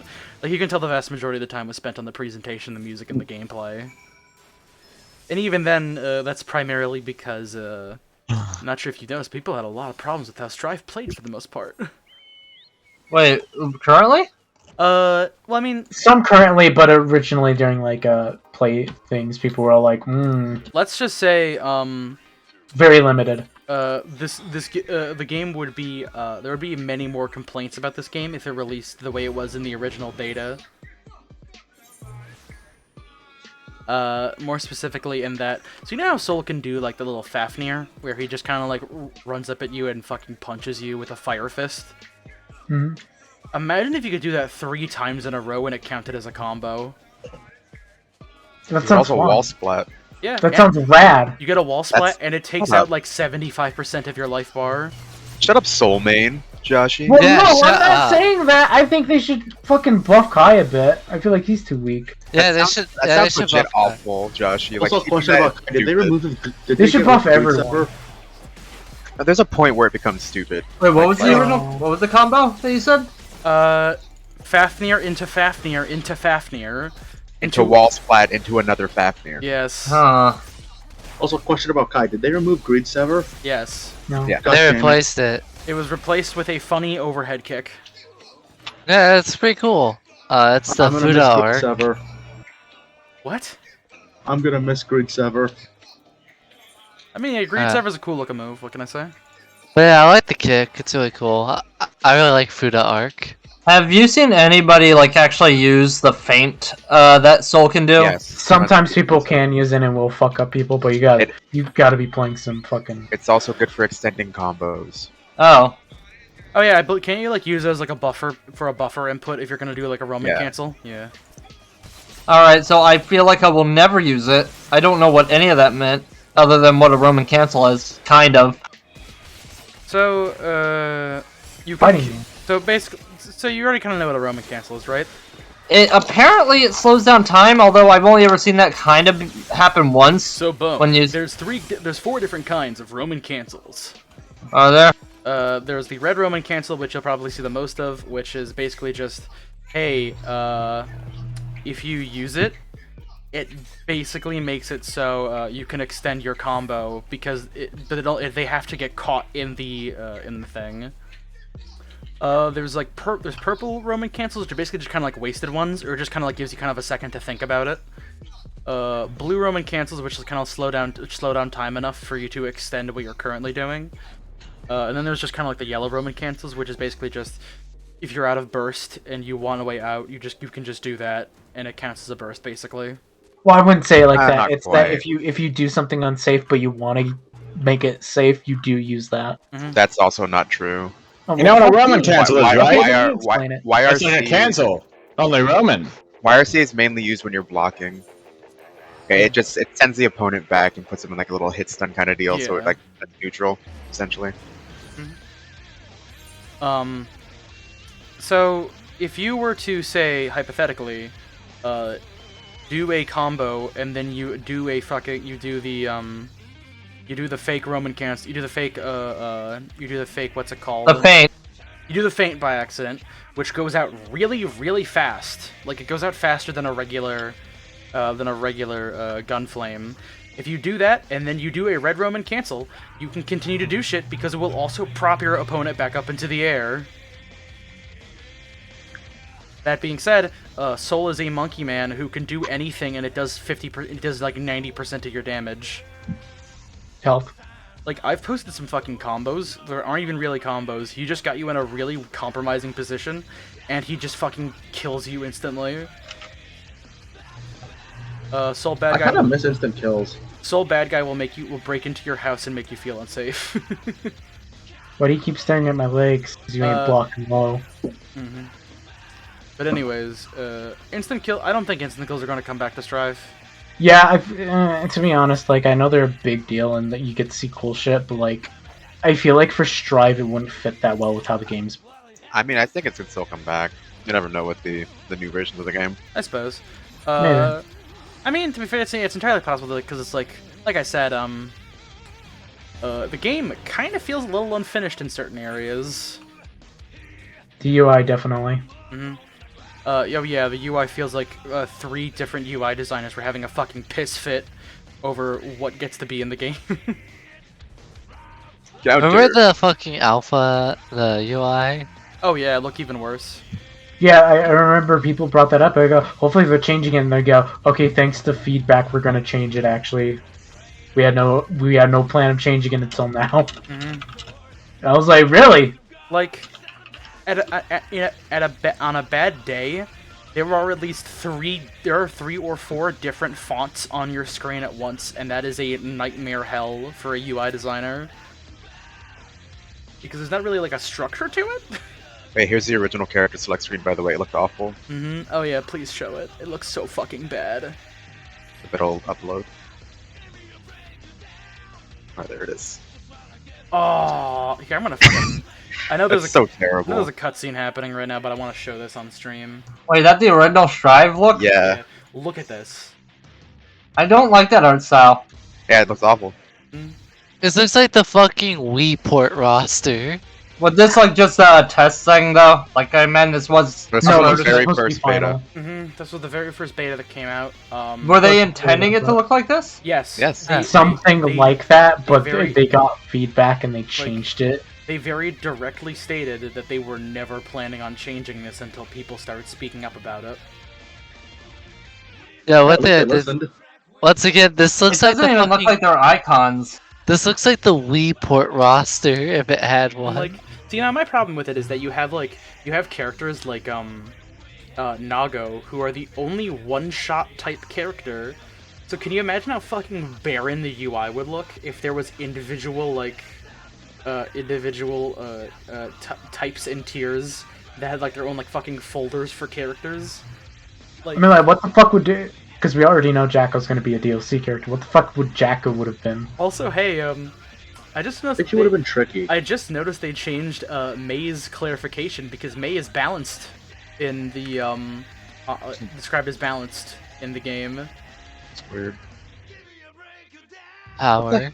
What the hell is this? This image Daisuke drew. I honestly wouldn't be surprised. What the hell is this? Oh. Horny. Somebody was down He has bad. drawn some horny stuff for his covers. What did he mean by this? Oh, I like that. What did he mean by this? There's a username 2020 in the user section. Hello. I'm gonna show you a very provocative art by Daisuke Ishiwatari. He also drew Ino dressed up as Soul once. Hell yeah. I'm just imagining maybe I'm not that into shit. this. Look at that shit. It's a little risque. That's a little much. Shout out to Jam's weird beer can thing that holds her ring hair together. That's great. Let me get that. Whoa. Let me get that Thanos image. That's the whole thing. She's supposed to be dressed like Soul there. That's supposed to be Ino? Yeah. Supposed to be Ino dressed as Soul. Why is she dressed up as Soul? Because Daisuke was like, that'd be rad if I did that. Mm. So we did it. It's weird because she has brown hair in that one, doesn't she? Well, yeah, she has like, well, it's like black, brown. I don't know. Unfortunately, I Who will looks not be brown? I will not be putting this one on stream because it is he's right. It is somewhat risky. Yeah, Jam usually has brown hair. That's weird. What did he mean by this? Oh, how bad can it be? I literally had sex with her dogs on stream. What? What the fuck are Yeah, you talking no. about? No. Robo, maybe no. not like say that on stream. Don't say certain things. Twitch already has a problem with those people. Well, not even that. It's just like, hey, we could get in trouble. Wait, what did Robo say a bad thing? Oh, ABBA. I looked away for a bit. But then let's not talk about other Twitch streamers unless it's Look, comfortable. please do not make inflammatory comments on the internet and then turn your notifications off. That's what I do every day. Sorry. Well, actually, don't make inflammatory comments on other person's media where they have to turn off a notification. How many times have you guys shit talked the Game Grumps again? Oh man, this Bridget art. Not enough. Jesus, Daisuke. I mean, like, we don't even go that hard on them. We just go, they're not I just think that funny. Aaron Hansen doesn't know how to play video games. It's Oh, simple he as. also drew Millia dressed as Soul. Oh, Really? based? Oh. And that's even more revealing than the Ino one somehow. Post it. Why? Because we want to see. I want to know what the fuck you're talking about. I'll just spoiler mark it. Yeah, do that. It's posted. Oh. Guilty Gear is Helltaker, but good. Mm-hmm. Helltaker is good though. I honestly wouldn't mind That doesn't. if there was a That's the guy who plays Senran Kagura. If there was a Helltaker-esque mini fighting game, that'd actually be kind of based. Specifically because I There's want a lot of to play. fighting games Because I that think would be Justice awesome. would be cool. I didn't know Wait, Daisuke. which Justice? The Helltaker one. Hey, Oh, Taker. okay. I didn't know Daisuke drew Noel Vermilion. That's pretty cool. Oh hell yeah. I personally think Yeah, Danganronpa could be a good fighting game. I think it would be too. Just talking about Guilty Gear. He drew Noel. Noel, yeah, it's Noel. Is that the Yeah, Helsing Zodiac gun? can have That fighting looks like games. that looks like that's the best Noel's ever looked. Nah, I mean, I don't know. Noel looks pretty good. I mean, Oh, it's yeah, Noel. but it's by Daisuke, so she looks double. It's cool. not. It looks Bridget like- dressed as Yeah, I was Noel. gonna say it looks like Bridget. I mean, Oh wait. wow, way to make fun of Noel for being flat-chested. It's messed up. Hey, look. I can show you a picture that is Bridget though. Look, I can never hate her. She's voiced by Christina V in Cross Tag. Now this is Bridget. Well, like she's always voiced by her. I thought you were gonna say she was voiced by Christina Applegate. Yo, shout out to Christina V Applegate. That's Bridget. There he is. I mean, And it's bring like... back Bridget and make him huge. That'd be The so man do sick. be huge, looking huge. I'll be like, dude, you look huge. Zato's like, oh, Bridget, you look huge. No. No, wait, are you talking about Zato, Kanako wife beater Zato? Or are you Actually, talking I about- looked at the fucking wiki. He never abused Milia. What did you... He just said mansplain manipulate. I remember there's this specific thing that said he didn't was do- abusive. No, he didn't do anything to Milia. He took Milia into the Assassin's Guild with him. Yeah, that's the problem. Is that he took her into that. But I mean, it's like... That's not inherently... Like, actually, I read about the Assassins organization, and it seemed like he was trying to kind of create like more of a community there where he took care of people. Yeah, and then tried to kill baby. Okay, yeah, the baby killing was like the step too far, and then she betrayed Yeah. him. Yeah. You tried to kill a baby? What? Yes. That being said, Slayer is the one that made it for dandyism. What the fuck is dandyism? Be a cool really? dude. Oh, this is red. Noel. Does dandyism mean something different in Guilty Gear than it does in real life? No, it's the same as real life. Okay. Noel and Moo. But yes, for the record, he did try to kill a baby, but then Yeah. Milia was like, hey man, you can't kill this baby. And he's like, you know what, you're right, I can't kill this baby. And I won't take him into the assassination organization either. So he just kind of like let her look for an actual like adoptive parent. and then she turned him in.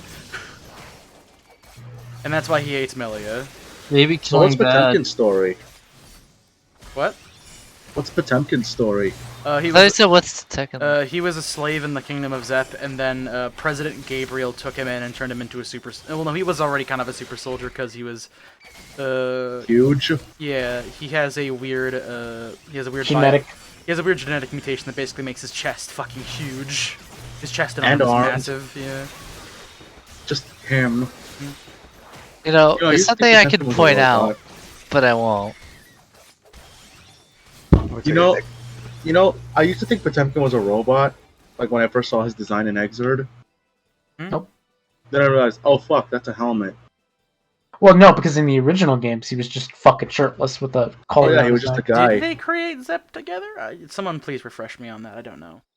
I don't think they created Zep. I think at the ending it's like, fucking like, hey, I think it was like Potemkin's like was given orders to do some real fucked up shit. Potemkin's like, that's fucked up, and then like, what is it? The guy with the long nose you see is like, yeah, that's fucked up. Let's fucking not do that and start a civil war. Mm-hmm. And then they properly form Zep together. And then Potemkin becomes the coolest dude alive because he's a huge jacked man who beats people And doesn't afraid of anything. In one of the cutscenes, isn't like Slayer trying to warn somebody about some upcoming threat? I think so.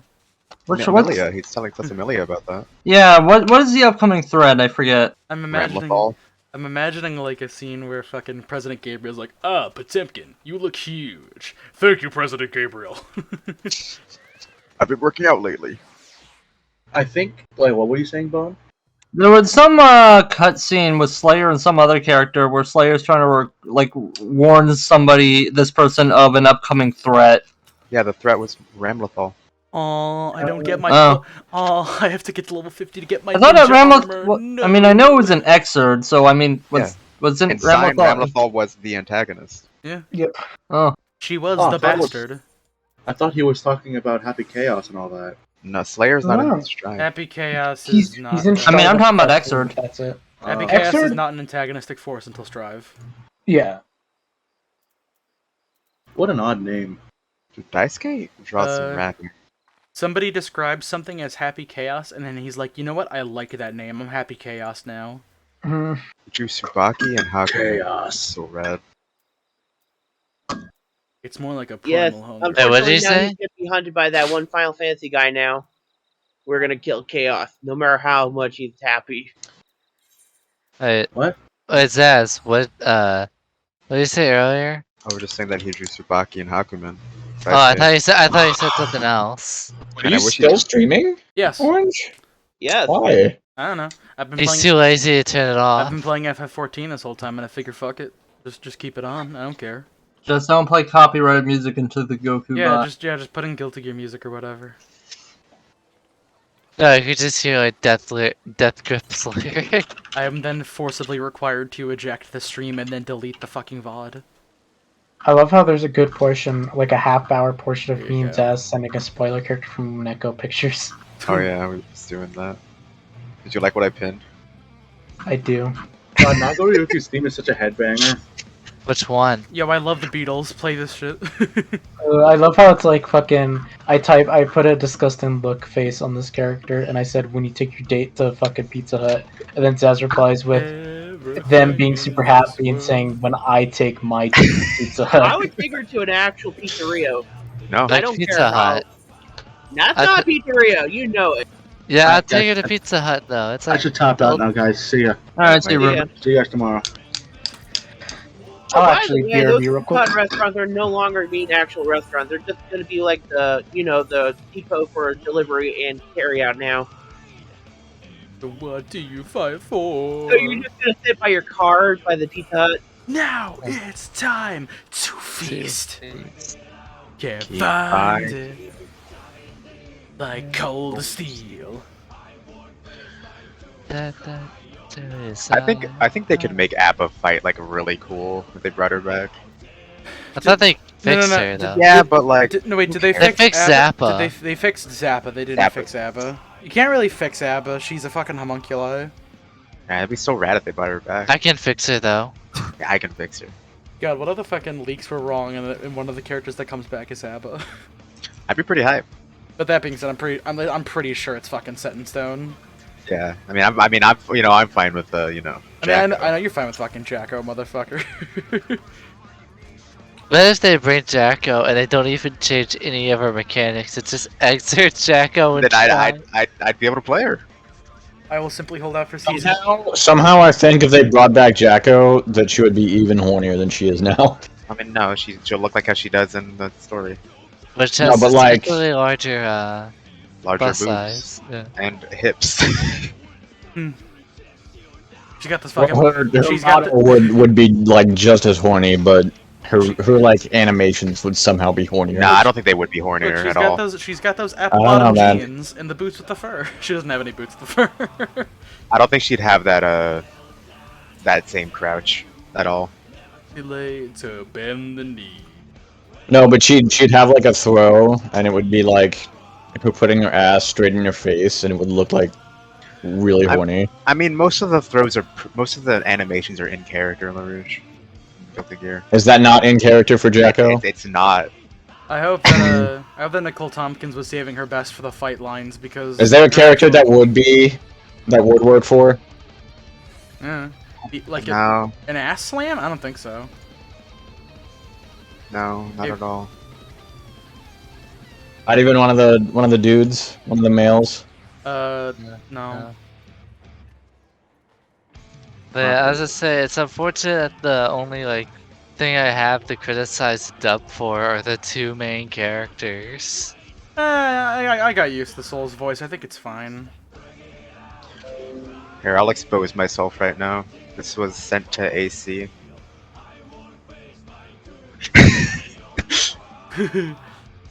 For the viewers at home, it is a photo of. It is two photos of Jacko, and it just says fictional. And there's a fucking GIF that says fictional women. It is a animal creature panting and slapping the table. It's a wolf. It's an old Looney Tunes or Warner Brothers wolf going awooga or something. Wait, how the fuck do I get in the thing? I signed up for the gate. What the fuck? I love that it's the goddamn Undernight music in that video. Here it is. I do find it odd that they kind of like thickened Jacko up a bit in Strive. Yeah, we were talking about.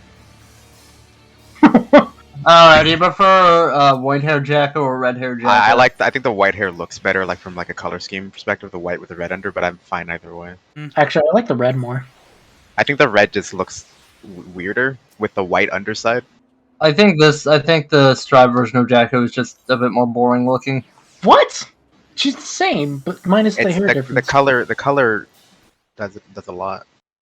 I think that just the previous Jacko looked more interesting. What? As I said, I thought. Yeah, if like they made her design was outfit good. red with the white cross on it, that'd be rad.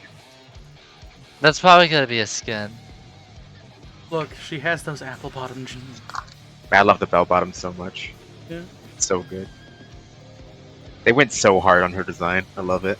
You know, there's one thing that kind of bugs me though. Actually, that's right. I can't talk about that. Never mind. Never mind. I will simply keep my mouth shut.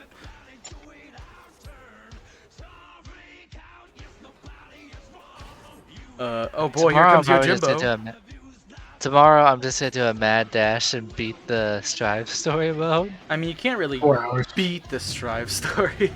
You just watch it. Oh god. Oh shit, that's literally just Yojimbo, holy shit. I got to oh shit! I think I ended on the episode where they discover Nago, or a little bit past that. It was way past that, actually. Out of your way, you don't care. Oh. Yes, a woman dressed as Elvis is amazing. You're right, Brindy. Is that what she's supposed to be a reference to? I wouldn't Not be really. well, not really, but like kinda. She's supposed to look like a certain type of fashion. Yeah. Where the fuck is the fashion report again?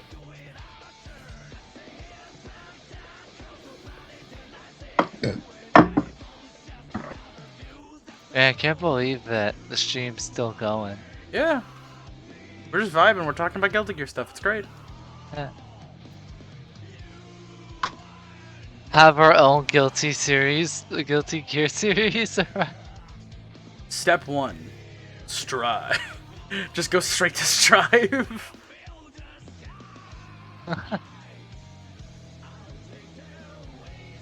No, so here's what you do. You start with strive, but then every time they bring up something that us person wouldn't know without prior context, you go into an in-depth backstory explanation. This extends strive to be 50 hours long. Sounds like a normal conversation about Guilty Gear. Alright, I'm out of What do we have against Guilty Gear? Alright, I'm out of things to do. The stream ends here. Okay.